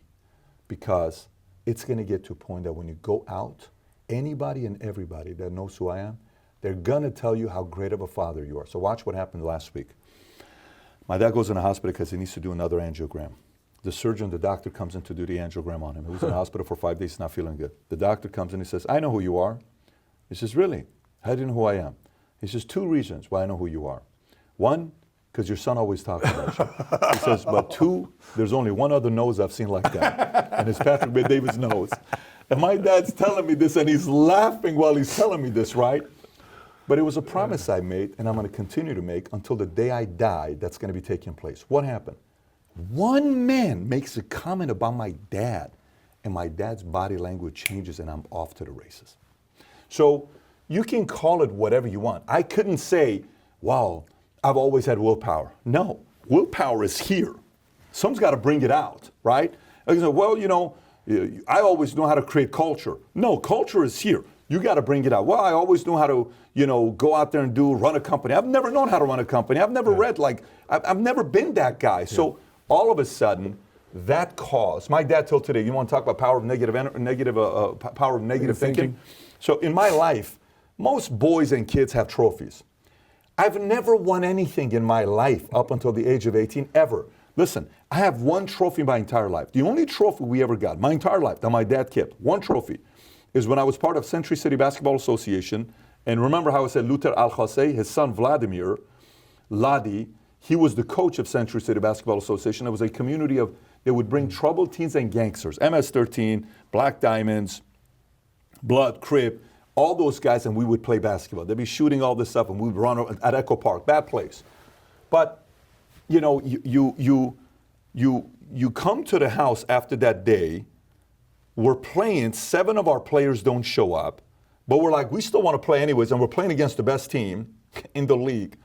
We lose by 101 points. Okay? I scored 6 points in that game. Hey. We lost by 101 points, and they gave a participation trophy to my dad. Till today, he's kept that trophy. And you know what it is? Game. To remind you how bad you once were. That's my dad's sense of humor, though. You know, my negative thinking. That's the part, though. It's like, listen, that trophy till today, I wouldn't. You can pay me all the money in the world. We're not selling that trophy. That trophy's got. You know where that trophy's at? In his bedroom. Till today, he lives in our house. Till today, that trophy's in his bedroom. So, no, I think you gotta. When these types of things happen, you got to use them. If you waste it in that moment, that emotion goes away, it's gone. You have to use it in the moment when it happens. One of your famous teachings to us in Mag 7 calls. Yeah, I asked you one time. I said, PB, what's the biggest lesson you learned from building a big shop, building a team, building an organization, building a company? You said locking onto the wrong person. And so you've learned how to lock onto the right person. And speaking of Dana White, I remember you explained to me a story of Dana White. He walked into his house, and there's a picture of Chuck Liddell, and he also said, I also locked onto the wrong person before that guy, and that was Tito Ortiz. That's right. So can you explain a little bit more about the experiment? Locking on the wrong person can ruin your life. It can steal years away from your life. No, it's just, look, the longer you're around, what you realize and what you value gets clear. At first, it's all like, oh my God, it's so exciting, it's so sexy. You're locking onto what's sexy. And then you realize sexy is not enough to get to the next level. You know, one guy speaks better, he's got fancier degrees, and it's like, but no, that person's not the right person to lock onto. So in the book, there's a section in the book that it's a chart. I created this chart because I kept locking onto the wrong person until eventually I needed a system, because I'm a systems guy. So we created a system on finding a running mate, okay?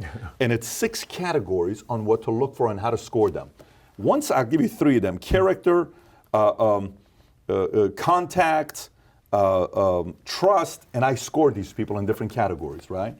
And you sit there and you say, okay, let's see what this guy's at. At a maximum score of a 60, he scored 38. This is not the guy to work with. At a maximum capacity of 60, this guy scored a 48. Okay, we got somebody here.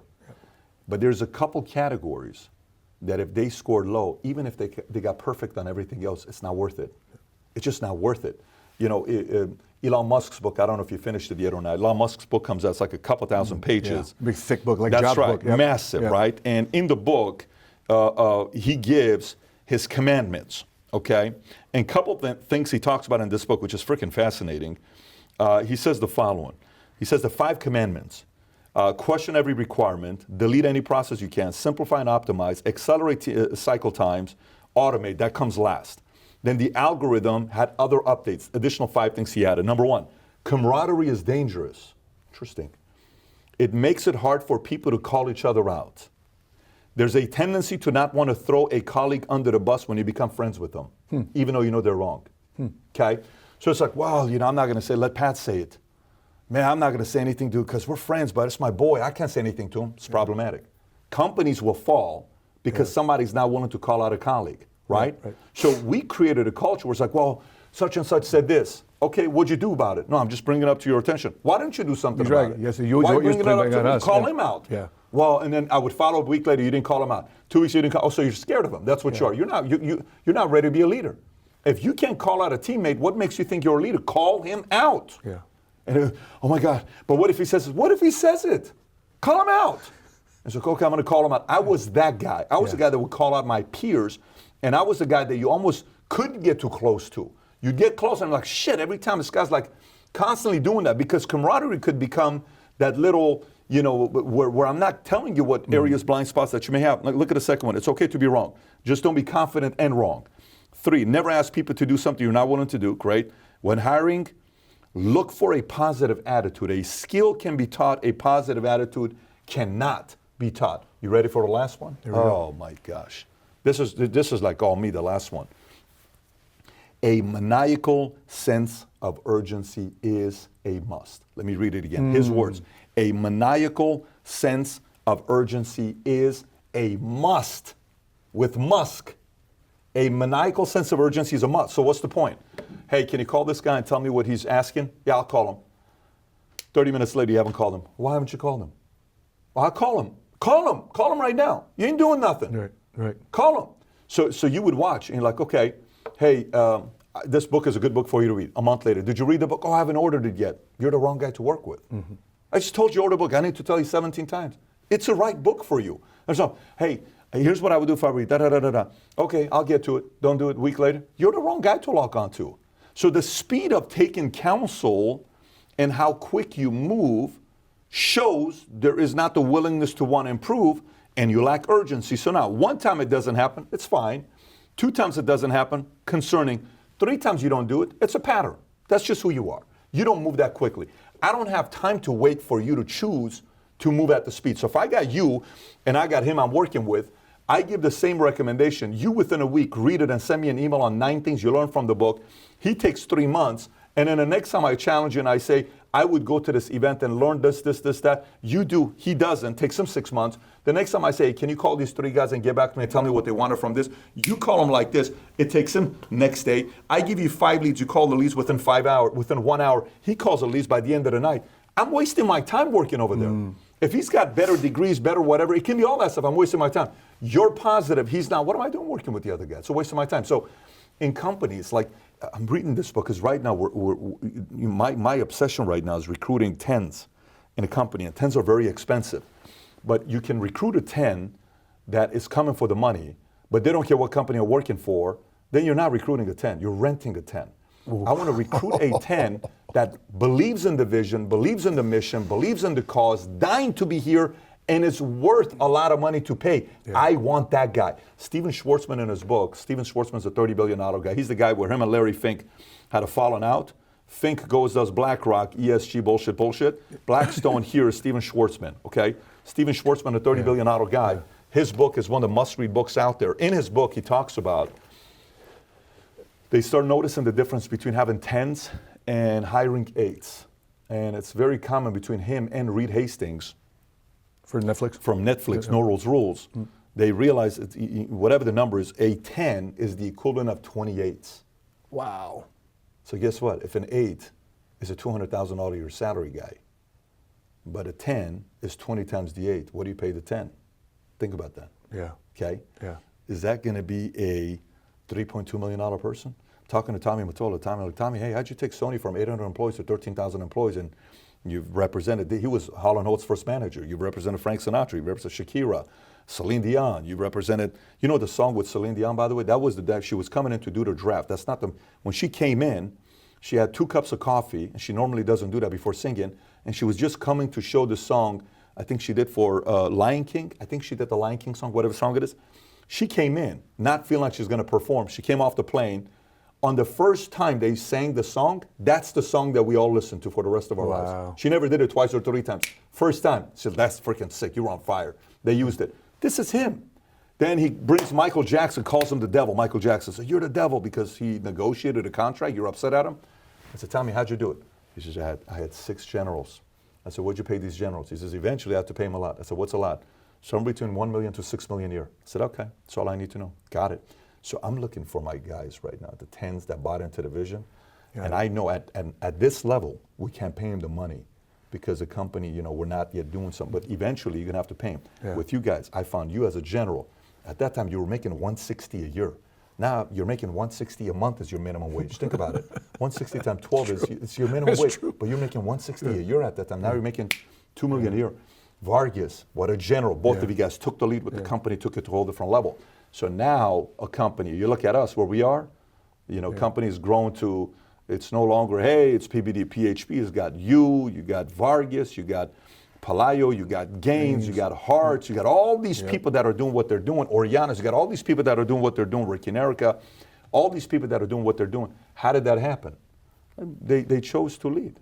You know, they chose to, and you have to find your general. So for me, everything right now, all I think about right now when it comes onto the business, Matt, I'm in hardcore recruiting mode.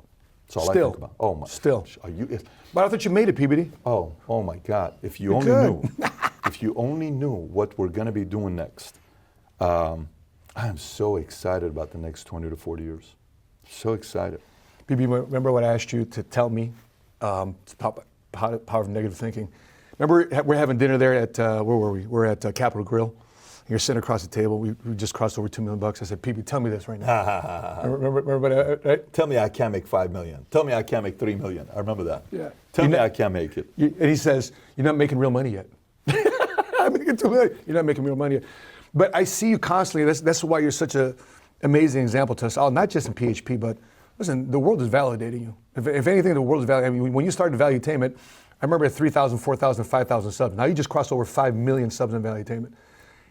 We're hosting events, and I asked you this call in a magazine call. Patrick, you're filling up 3,000, 4,000, 5,000 people at the vault. People are paying 1,000, 10,000 be in the front seat, 1,000 just to get in the door. You're filling in butts and seats. The influencers of the world want to be on your podcast. It's because you've never settled. And when you told me, hey, Matt, there's things I want to do. I feel so broke right now. I was like, what? So can you tell me about that constant level of constant never-ending improvement? Well, the vision is real, so that's one thing. So for me, I would watch guys, and I would watch to see who's real, who's not. I called Vargas the other day, and we were FaceTiming the other day when they crossed 2 million. I said, I want to tell you something. I think it's very important for you to hear it from me. He says, what's that? I said, do you remember we're at El Fornallo, San Diego, after Top Gun? You had won a small mini iPad, and we're at this event that was Marol's first event or Kahindi's first event, whatever it was. And Greg is sitting there and we're having dinner and you're making 50 grand a year at the time. You're like, Pat, we're going to be your biggest guys. I said, Rodolfo, wait till you make $250,000 a year and see what happens to you. No. Okay, great. So we made $250,000. And they kept going. Then one day I want to drive to Austin, me and Tikran. We're going somewhere. We're going San Antonio, drive tanks. I don't know where we're going, but we're on a drive. Drive tanks is where we're going, San Antonio, to blow up stuff and drive tanks. Right. And I was concerned about Rodolfo. And I called him. It was me and Tikran. I said, I just want to tell you something. He said, what's that? I said, you know where you are right now? He says, what? I said, you reached a level right now that you officially make money and you no longer need me. I said, so let me tell you what's the problem with that when you get to that point. He says, what's that? I said, you don't have to listen to me. You don't have to be coachable. You don't have to do anything. You officially have the ability to go to $1 million, $2 million, $3 million, $4 million. And now you have enough money in the bank that whether you listen to me or not, it's not going to affect your life. It is what it is. I said, but to get to the next level, your victory is going to be yours if you go from 750 to 2 million. It's not going to be my victory. It's more and more credit going to you as you're climbing your next mountain, right? Okay. And he crossed. I said, I just want to tell you, I'm proud of you, because at $50,000, and when you were making $6,000 a year, and you went back to El Salvador to marry Ceci, and you came back down, and you told me this at the 4th of July 2009 or 2010, while we're in D.C., you were going to go back getting married. If I'm right, they probably got married July of 2010. Mm-hmm. He probably got married July 9th, and I don't even know when they're. Matter of fact, we should ask him right now. What's your anniversary? I'm curious right now. What? Yeah, I'm going to ask him right now. Exactly when did you guys get married? What exact date did you get married in El Salvador? I'm going to guess. He's going to watch this. I'm going to guess it's July. It's between July 8th to July 15th, maybe July 10th. Of 2010 when they got married. He'll tell me right now where it's at. But to go from there, and you keep the word and you get to this point. Now here's the thing, one day I'm talking to George, and I tell George, I said, George, who do you think is your number one person on your team? He's giving me all these names. I said, nope. I said, the number one person you got on your team is Rodolfo and Ceci Vargas. And they're field associates, right? And they're field associates. They're nobodies. They're making 20 grand a year. He said, why do you say that? I said, number one, July 17th. I said, July 17th, 2010, okay? I said between July 10th and July 18th, they got married July 17th. Are you always amazed how fast your guys get back to you? He's making $2 million a year, and certain people send a text message to that's not everybody, but that's the group. That's the expectation where you got to be accessible and you got to be quick to get back. But yeah, so I said it's going to be them. Why? Men and women of character. They love each other. Rodolfo's not a party guy. I've never seen Rodolfo flirt with other girls. Ceci fully submits to her husband. And Rodolfo's a leader. He's got pride. He wants to make his family proud. I've seen Rodolfo cry. Rodolfo has enemies. Rodolfo wants to make his family proud. He wants to be dependable. He can make a lot of. So you look at the two of you guys, what you did. Boom. And now you're at a level that you are today. But as you get bigger, so you're asking me the question on what I'm doing. The more money you make, the less someone's going to expect you to continue. So the more money you make, the less someone's going to have high standards of you. Like who calls you to say, where are you at the office? Nobody. Who says, how many appointments you ran this week? How many calls you made this week? That's right. How much business you ran this week? How much content, how many books you reading right now? Who the hell says that to you? Nobody says that to you, right? So what do you do in that level? Oh my gosh. That's when you realize what you're all about. Because when you won, when that person was in your life, you won because that person was in your life. Now, if you don't recreate yourself and get to the next level, the market's going to say, you had a great coach, but you're not a great coach. I got it. I don't know if you understand the point I'm trying to make to you. You know, even if a lot of you guys make money, but you did it when you had a coach.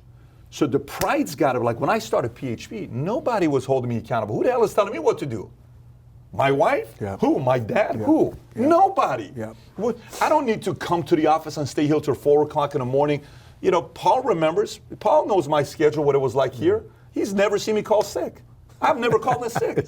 Do you know in the last 20 years of working, if you ask anybody that worked with me, how many times I've called in sick, the number has got to be, I don't know what the number would be. I would love for people to say that.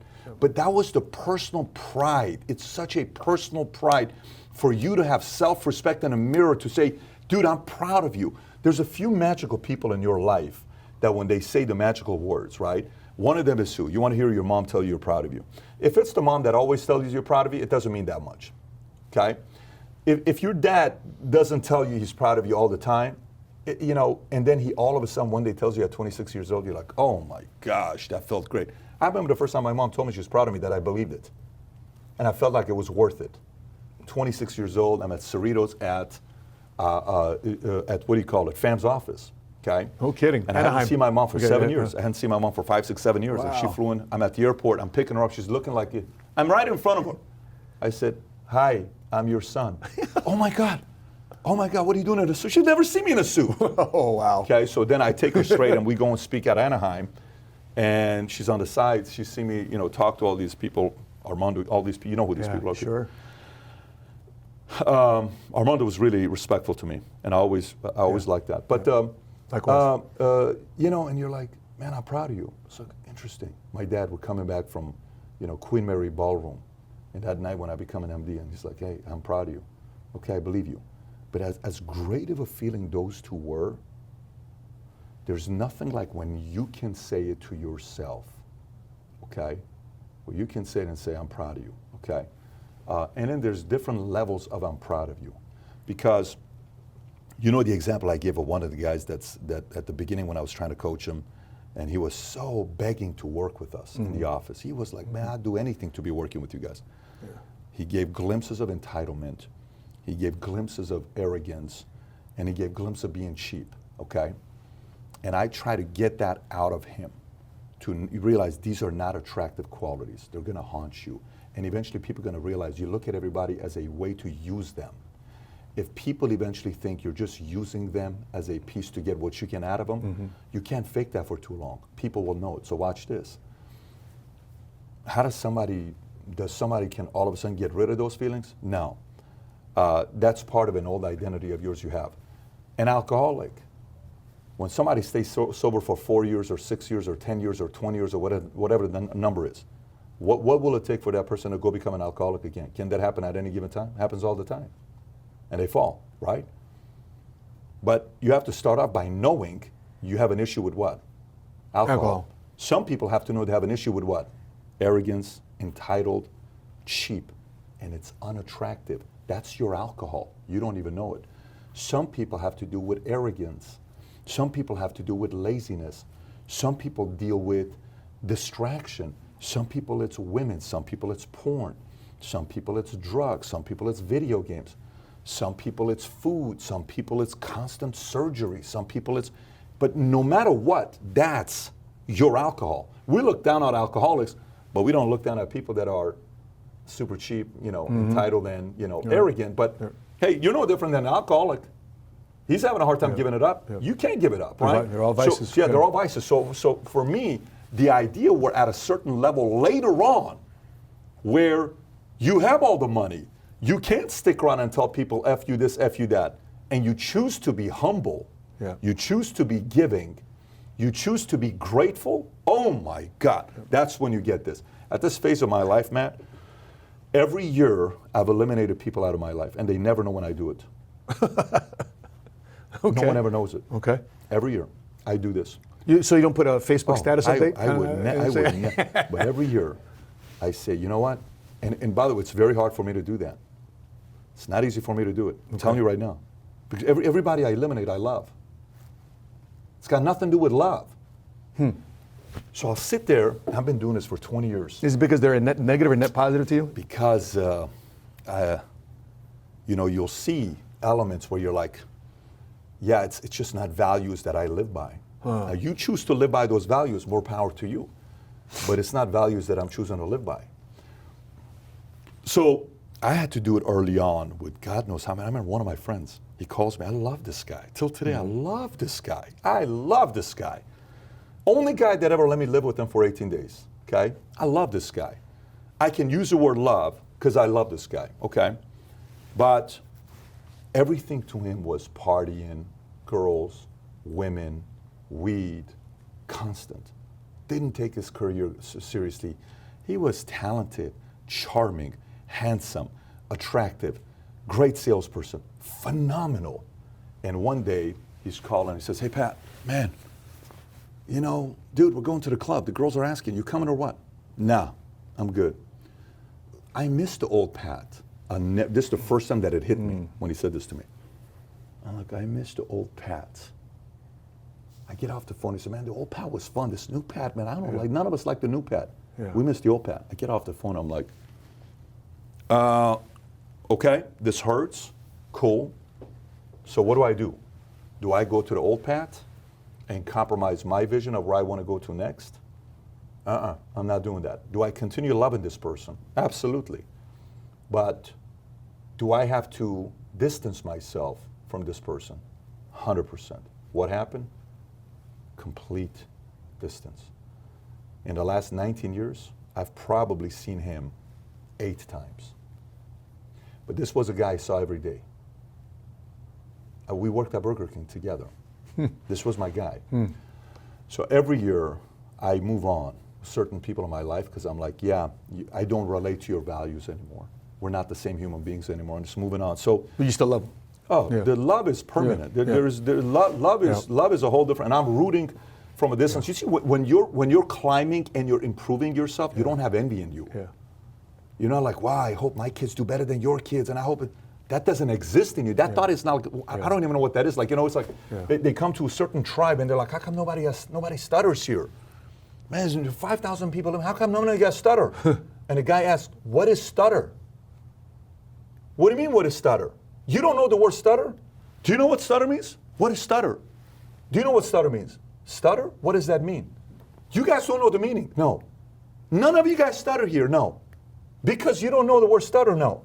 Now, whether this is a true story or not, I've read in a book. That's irrelevant. The whole idea is what? If you don't know a feeling and an emotion that crawl or comes into you, don't know what it. You don't. I'm not envious because I'm playing ball. I'm going here. Envy only comes when you're going here. Envy only comes when you're going this way. Envy only comes when you're bitter and entitled and arrogant and conceited and all. Envy doesn't come if you're playing ball. You can compete. You can be like, yeah, I want to go get XYZ, but envy doesn't exist. So. And you're not willing to do the work. No, you're not willing to do the work. That's the key word. You're not willing to pay the price. You're not willing to keep your word. You said you're going to do something, you don't do it. That's the stuff when I said, give you a perfect example. You know this guy, when I explain to you this guy, you're going to know who it is. So 4 years ago, this guy who works with me, he's been with me for coming up on 19 years, okay? 4 years ago, he can't stop drinking. And this has been going on for 10 years. But it's getting worse and worse and worse, okay? Sunday night calls we're doing. Hey, okay, so here's, I said, you drinking again? No, why do you think I'm drunk? I said, because you're drunk. Get off the phone. I don't want to talk to you. Boom. Okay. So, help him with this, help him with that, help him with this. We tried 50 different things. We had meetings, all this stuff, nothing's happening. One day, 4 o'clock not 4 o'clock in the morning, 1 o'clock in the morning, I get a call, boom. He's in jail, you got to come pick him up. Oak Cliff. Okay. I got my blue convertible Dawn. I'm parked in Oak Cliff. You know what Oak Cliff is? Sure. Like? Yeah. So I'm there, parked outside. I'm like, what a great situation. Now, you really want a good story? What if I get robbed right now? What a fantastic story right now in Oak Cliff. I'd love to tell that story for the rest of my life. I go inside the jail. They think I'm the lawyer. And then no one bothers me. They come talking to us next. Hey, that's a nice ride. That's a nice this. Thank God there was a cop on the other side, so nobody was doing anything. I'm sitting in the car for 3 hours waiting for him. He comes out. He's in a car. And the Rolls Royce done. Rolls Royce done. In that neighborhood. And he tells this story in a video he made, and he shares this with everybody. And he says, he's crying, just like feeling guilty. I'm not saying anything. And he says, hey, Pat, I effed up. I said, yeah. So how come you have nothing to say? You normally have things to say. I said, I got nothing to tell you, buddy. He said, Pat, you need to tell me something. I know you love me. I know you care about me. Tell me something. I said, I got nothing to tell you, bro. Pat, you got to tell me something. I got nothing to tell you, guy. Nothing. I got nothing to tell you. I love you like my own son. I love you like my own family, but I got nothing to tell you. I need something from you. I said, okay, I'll give you two things. I said, you're about to ruin your life because you lack gratitude and you have no perspective, zero perspective. You keep saying you want to be a running mate. You keep saying you want to be somebody that wants to run with me for the rest of my life. Moving forward, you cannot be in the inner circle. Why not? I can't have anybody in my life that's a core 5, 10 people that knows everything about the big things we're doing that drinks alcohol. Because if one day I leak something, information to you at a bar and you want to brag about how close you are to me, you're going to leak it to somebody else. You can't be that. So if you can't control your dangling, because it's all about girls, if you can't control alcohol, if you can't control your loose lips, if you're super conceited, arrogant, cheap, entitled, you can't be in the inner circle. And he's crying, hardcore. What do I need to do? Dude, there's nothing I can tell you that you need to do. What do I need to do? You know what you need to do. Okay, comes back. Every day for I think 6 months, he goes to AA meetings. Every day he goes to AA meetings. Gets the coin. You know who he gives the coin to as a gift 3 years later? Really? Gives the coin to me. Wow. It's in my office right next to my computer. And I'm proud of him. 4 years now sober. happily married, beautiful kid, named after my dad. Freaking awesome. I'm so happy for him. He had his biggest month ever last month, living in a beautiful home. Yeah. So excited about where he's at. But there's one thing he never had. He never had the arrogance, the entitlement, and being cheap. It's so unattractive to me. So at every phase, you go, certain people you give a lot of chances to. Your kids, it doesn't matter what they ever do. You have to love them. Your kids, no matter what they do, you can love them for the rest of their lives. But these running mate concept, every year, I cut and I add. I cut one or two people that are close to me, because you can't be close to me if we're going to the next level, and I add. It's a very tough exercise to do because it's process of elimination. Who's next this year? Right. And this year's 2023 was very tough, but I had to do it. I've been seeing you make that process and progress through it. Probably a powerful story. Thank you for sharing that, PBD. I want to ask you about interview you did with Ron DeSantis on the PBD podcast. Yep. Here we go. So here we go. Now we're getting interesting. I got Ferragamo's on, by the way, just so you know. So it was specifically that. I mean, you know, the clips from that podcast, it's all over the internet. It's blowing up. He's got heels on in his boots. Heels on his boots, and you gave him a gift. He said, I can't accept gifts. Yeah.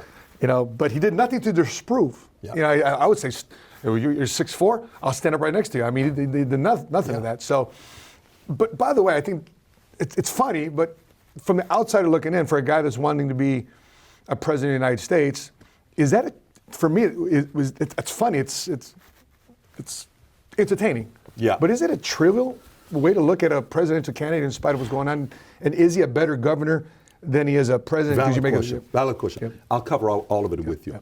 So, I did the interview. The interview ends, and I go read every comment. And I read every comment. Every day I've read every comment, and I'll go to the newest. Do you know 98% of the comments, what they say about him? They loved him more after the interview. Okay? They liked him more after the interview. Why? Because to me, sometimes when my job is to ask questions, I was respectful. I didn't drop F-bombs. I didn't say anything about your mom or your dad or your family or anything. My job is to ask questions as an interviewer. You're asking me questions. You can ask me any question you want. You haven't offended me. True. How I answer it is on who? Is on me. Yep. Okay? So I'm asking a question about the boots. What am I hoping to get? Levity. I'm hoping to get self-deprecation. I'm hoping to get make fun of yourself. I'm hoping to get, here, why don't you do this? Okay? Sure. Why don't you show it? I'm hoping to do that. You know who did that? I tell you who did that. Donald Trump was on Jimmy Fallon's show, and he's running for office. Everybody says, Donald Trump's hair, he's got a wig. That's a wig. That's a wig. And Jimmy Fallon says, hey, let me ask you a question, man. Everybody says you got a wig. That's like me asking a question about boots, okay? Yep. Everybody says you got a wig. Yeah. So you think I got a wig? Can I feel it? He goes like this. And then have you ever seen this before? No. Okay. He goes like this, like this. Like, he's supposed to. Says, no, that's his hair. Guess what? Trump won points. Sure. He became likable, and score went up. That's actually his hair. Guess what? Show it if it is. Yeah. Do that. It's an opportunity for you to kind of be.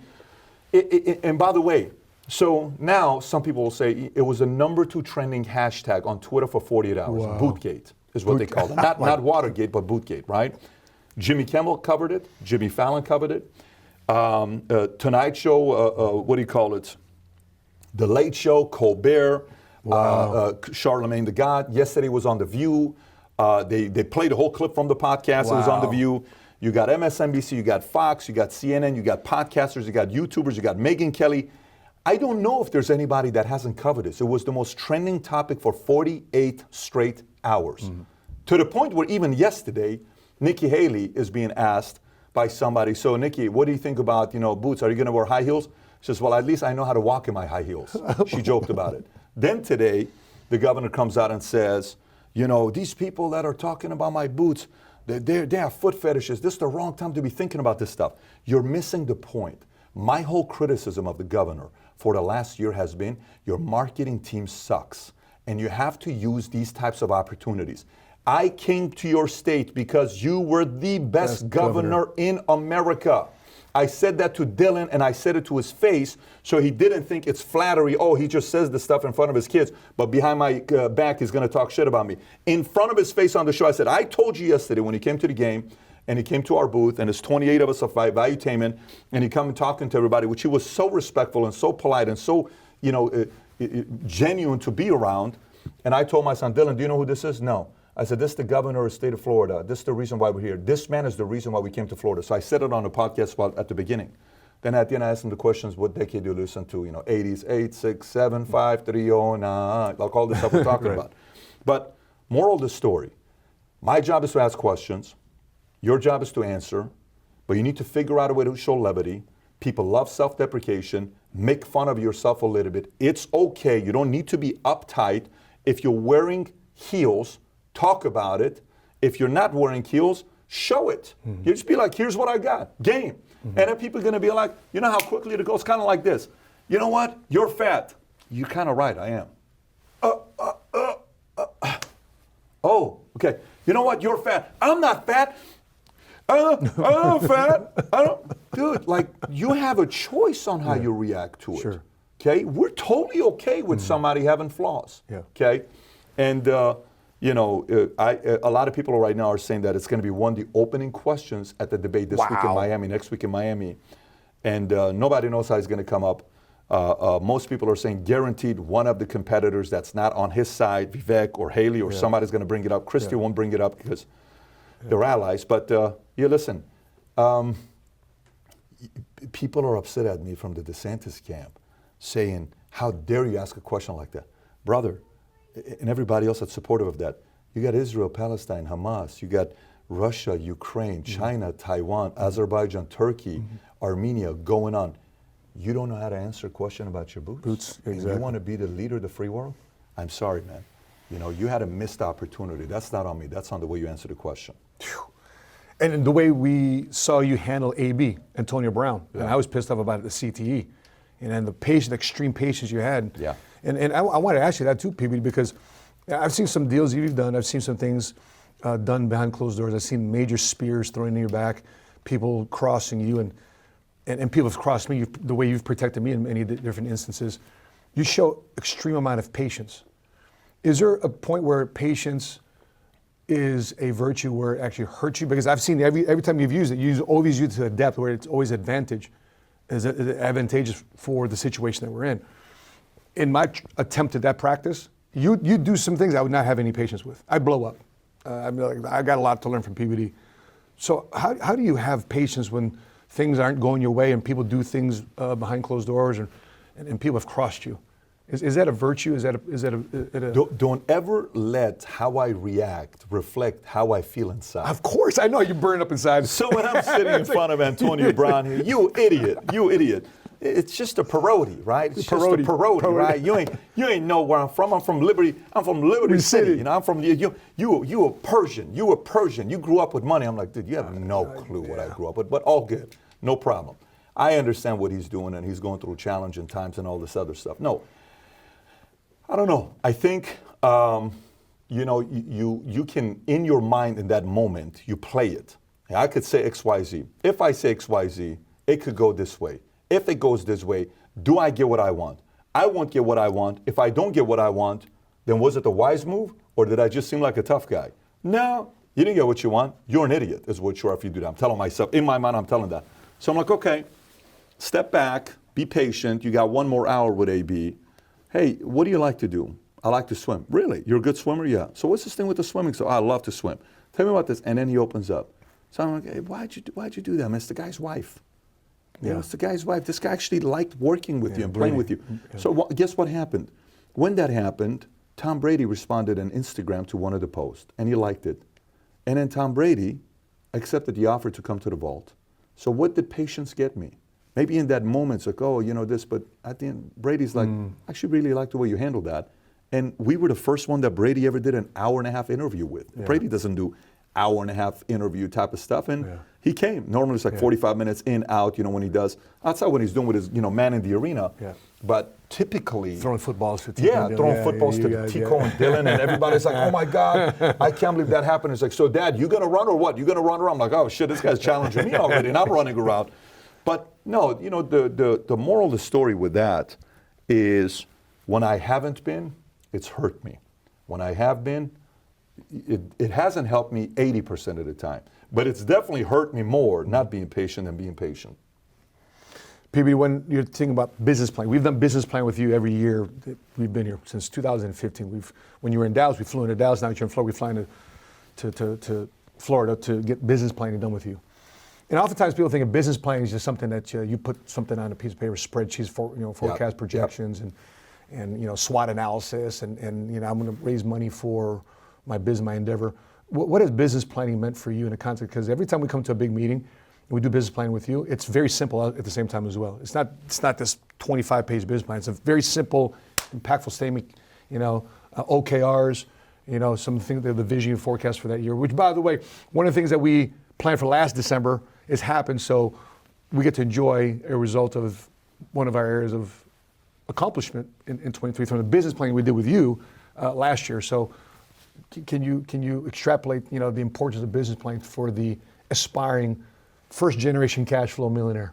It's exciting when you write a good business plan that gives you the step-by-step know-how, what to do, sequencing, where it's not like you're winging it because you're just putting your top 10 goals. And then at the same time, it's emotional. You go there, you're living, oh my God, for me, I this one movie, I talked about it constantly at the Vault, Meet Joe Black, right? Mm-hmm. And I'm looking at Anthony Hopkins, 65 years old, death comes, Brad Pitt, and then all of a sudden his oldest daughter is putting a party together for him, and his youngest daughter works with him and is dating his right-hand guy who ends up betraying him, who they're about to get married, and his daughter's not happy. And this house that I see, I'm like, oh my gosh, that house. I visualize putting a party together because I want the kids to be as close to me as possible for as long as possible. I talk to the kids constantly about this. I just want them I always dreamt about, everybody living together in a house. My kids could have marriage, family, kids, but I want them to be on that end, and this one's on this end, and the other one is on that floor, and this one's on this floor. And they all have their own kitchens, and maybe we come together at night, or maybe we come together on the weekend, or maybe I buy 4 or 5 houses right now. It's always been a dream. Like your neighbor in Bayshore. Yeah, the Chen family. It's always been a dream of mine, right? So I go there, I watch Meet Joe Black. I'm like, babe, we got to go look at houses in Hamptons. We got to go to Sagaponack. We got to go to Sag Harbor. So then we go look at this house. It's on the market for $120 million. The father built a house for his son. The house he built for his son is 28,000 square feet. The house he's living in is 18,000 square feet. I showed you this house, what it looked like. Crazy house. It took us 2 hours to get a tour of this house. And I'm walking inside, and I'm just kind of thinking about, and I'm selling the dream to the kids. The kids wouldn't leave the bowling alley. And then there was a full-on spa and a gym, basketball court, nets, because it's a Nets owner. And you're like, dude, awesome. Then we go look at the next house, Sagaponack, and this 23,000 square foot house. And the realtor, to realtors, let me give you guys what this guy did. Whether it's intentional or accidental, it was very effective because my immediate reaction was very innocent. We're walking around the house, and he's got a bookshelf. What is the first thing a person do that's written a book before? They go look to see what books are there. Guess whose book I found on the bookshelf? Your Next 5 Moves. I said, oh my God, this guy's reading what a great owner of a house, right?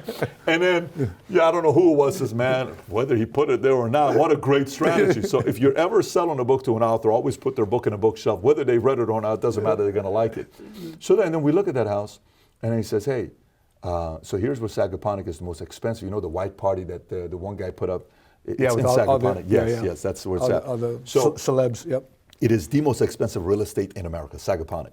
He says, if you buy this house, and that property comes with it, because that was the school here years ago, but there is a 2-bedroom house on the water that I want to show you. So you can buy this and you can buy that. This one is $27 million, and that one is $10 million. What if you buy both? And we get down to the other house, kids are running on the beach, and you're just dreaming like, that's freaking sick. I love it, right? But what is the moral of the story? So if a plan gets you to be childlike, I just bought a very big card today, a Holy Grail card today. Okay. Yeah, I'll tell you about it afterwards. Okay. I'm excited about By the this way, I went to a good time. I remember when you bought the Gretzky card, even right here in the boardroom, and I'm holding this with these gloves, I'm looking at the picture like, PB, what do you have me holding?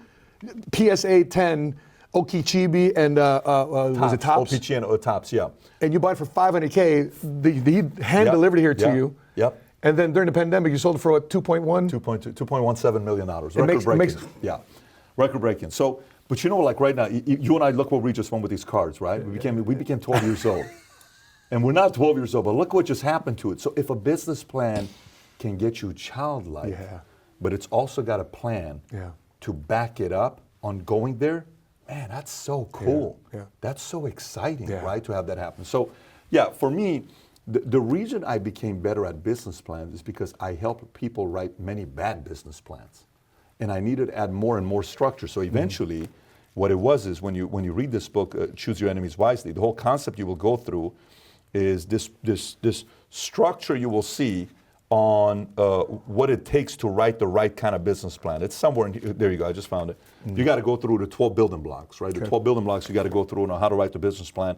Vision, capital, culture, team, dream system, mission plan, will, success, will, skill, enemy, competition, and then how to put it all together and how to put it on a piece of paper that you can get excited about. So, yeah, the right business plan that has the elements of competition and dream and emotion will get the best study. And by the way, this book is being launched December 5th.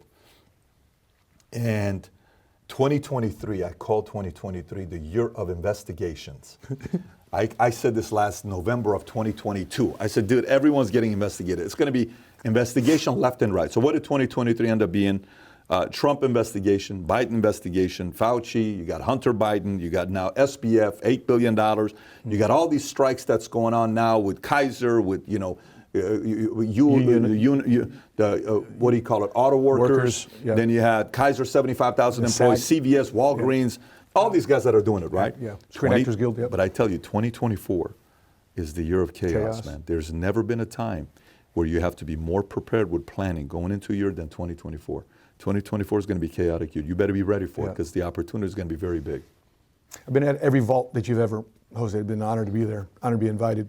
And I know as the first 2-3 years, even through the pandemic, everyone's like, everything's great. Well, the pandemic, you couldn't do anything, but the year after, flooded of the market with capital and stimulus money, and everything's going great. This last year, my observation from just observing the entrepreneurs that go to the vault, it was a much different conversation. It's like, okay, things are tightening up. My business dropped by 60%. I mean, it's a real thing. And then Gaines and Palaio and Suarez were looking at each other, wait a minute, our business is thriving. Thank God we picked the right industry and the right platform to be a part of. We're surging in income. These guys are contracting and reeling. And by the way, therein lies the opportunity to run towards chaos and get the right business. And I notice every time we do business planning with you, we always are jacked up. And our energy, every time we're in a full-timers meeting, every time we talk about business planning and basically going to realtor.com, where do you want to live? Where do you want to live? And people get jacked up about that conversation. It always lightens up and gets people back to being clear and being fired up again. But I can't end this interview without asking you, the obvious question, what's going on in the world today? What's going on with Israel and Hamas, and you being from Iran? And so, and I just noticed that on Instagram, my most, the city that has the most followers from, oddly enough for me, is from Tehran, Iran. I'll show you my analytics right now. The city that follows me the most on Instagram is from Tehran. I don't know why. So I don't know their association. Yeah, I'll show you the analytics. But I don't have a dog in the fight. I'm an American. I'm trying to make sense of this thing. I'm on the side of human life. I don't like seeing, on both sides, I don't like seeing, just seeing blood on babies and babies. It just disrupts me as a father. And so how do we wrap our mind around what's going on there? And how does it affect us here in America? Because we're sensing, the knock on the door of World War III coming down, and China's mobilizing. China in the Philippines is hitting ships with Philippine Navy, and the Chinese Navy are knocking boats, and America's like, hey, we're going to defend the Philippines too. And so how do we wrap our mind what's going on in world conflicts today? Where were you born, Matt? I was born in Chicago, 1973. Okay, so what is the most, 73, so what is the most catastrophic event that's taken place in the last 50 years that, you witness where you're like, dude, no one's going to do that to the country I live in? Easy, 9/11. Okay, 9/11, okay. I think you were probably also when the assassination attempt on Reagan, right? That was Oh, sure. Okay, right, so that was also. Would you put those two as top two? What would you put? Those are the top two?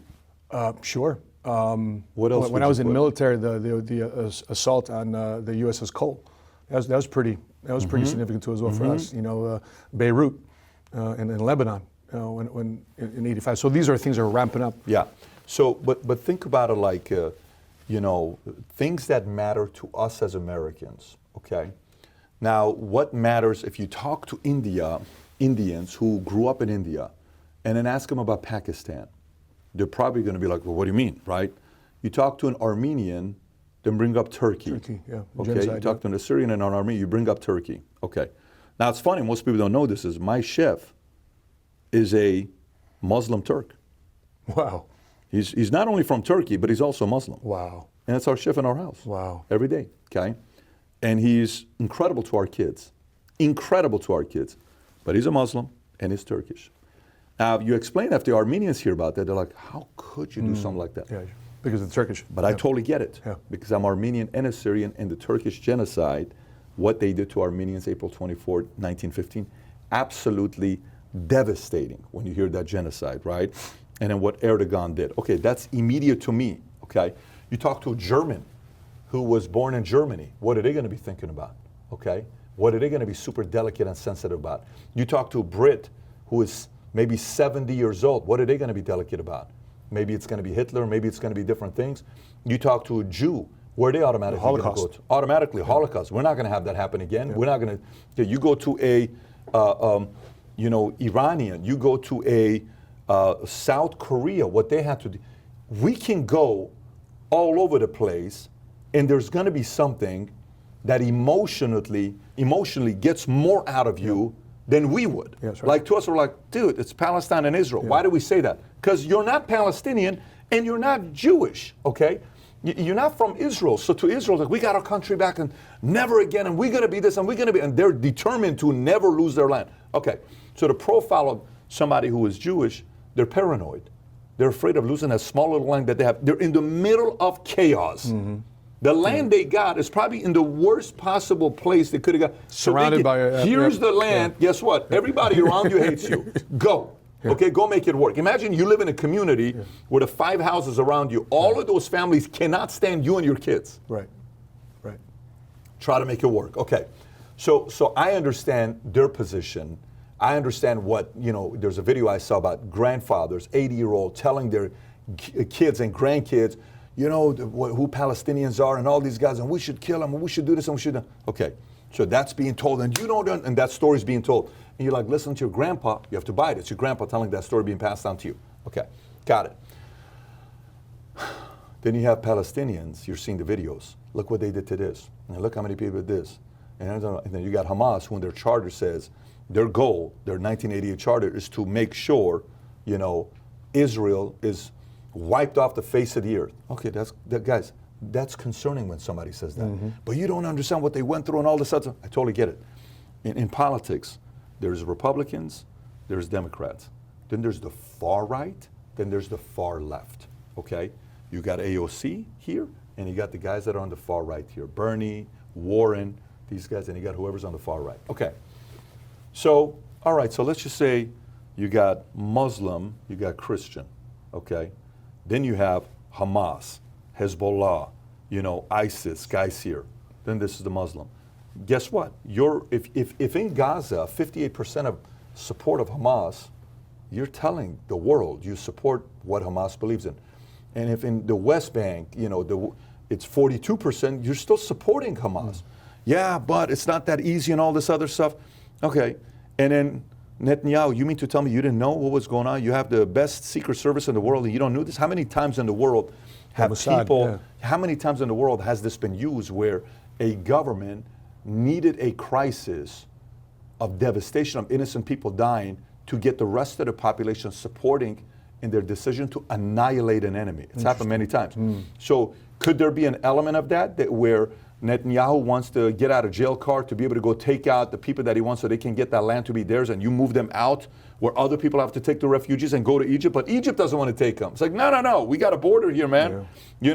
If America only treated their border the way Egypt did, we would be a better place. 8 million people have crossed the border. Our border's not as good as Egypt's border. Exactly. Imagine saying that to an American. Our border is weaker than Egypt's border. In the Middle East. How wild is that for the American to realize? So,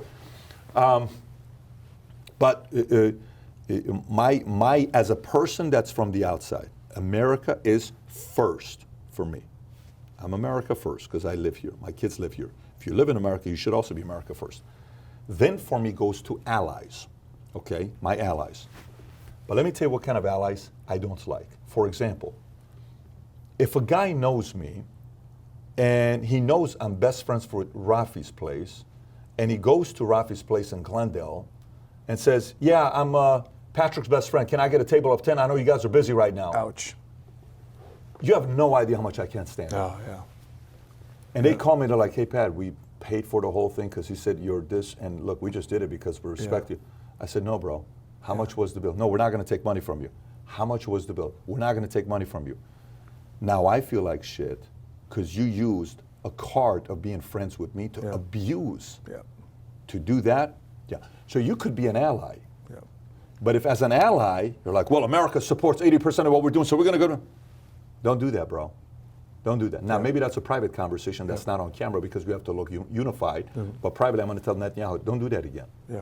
If you do that one more time, I have to publicly Because we have announce to support the United States. Because we're America first, and I don't like what you're doing. Now, the other side, some people will be like, well, we do have to support Israel because Israel's never once asked us to send military and all this other stuff. They have their own military. They have their own this. They have their own that. Okay, good point. So they're not asking for Ukraine send us $100 billion, and every 6 months, Zelensky's coming and saying, I need another $40 billion, or else you're going to have to send your kids. What are you talking about? At least Israel is not necessarily doing that. They just want to say, can America endorse us? Like, for us to have that. So, look, I can go on and on, talk about this. At the end of the day, we are not going to find out 100% what's going on there. I don't blame the people that are emotionally attached. I don't blame the people that are Jewish that are going to be fully committed to what's going on there. I don't blame people who are Muslim that are tied to what Palestinians are going through. I don't support at all what Hamas did. I don't support innocent kids dying.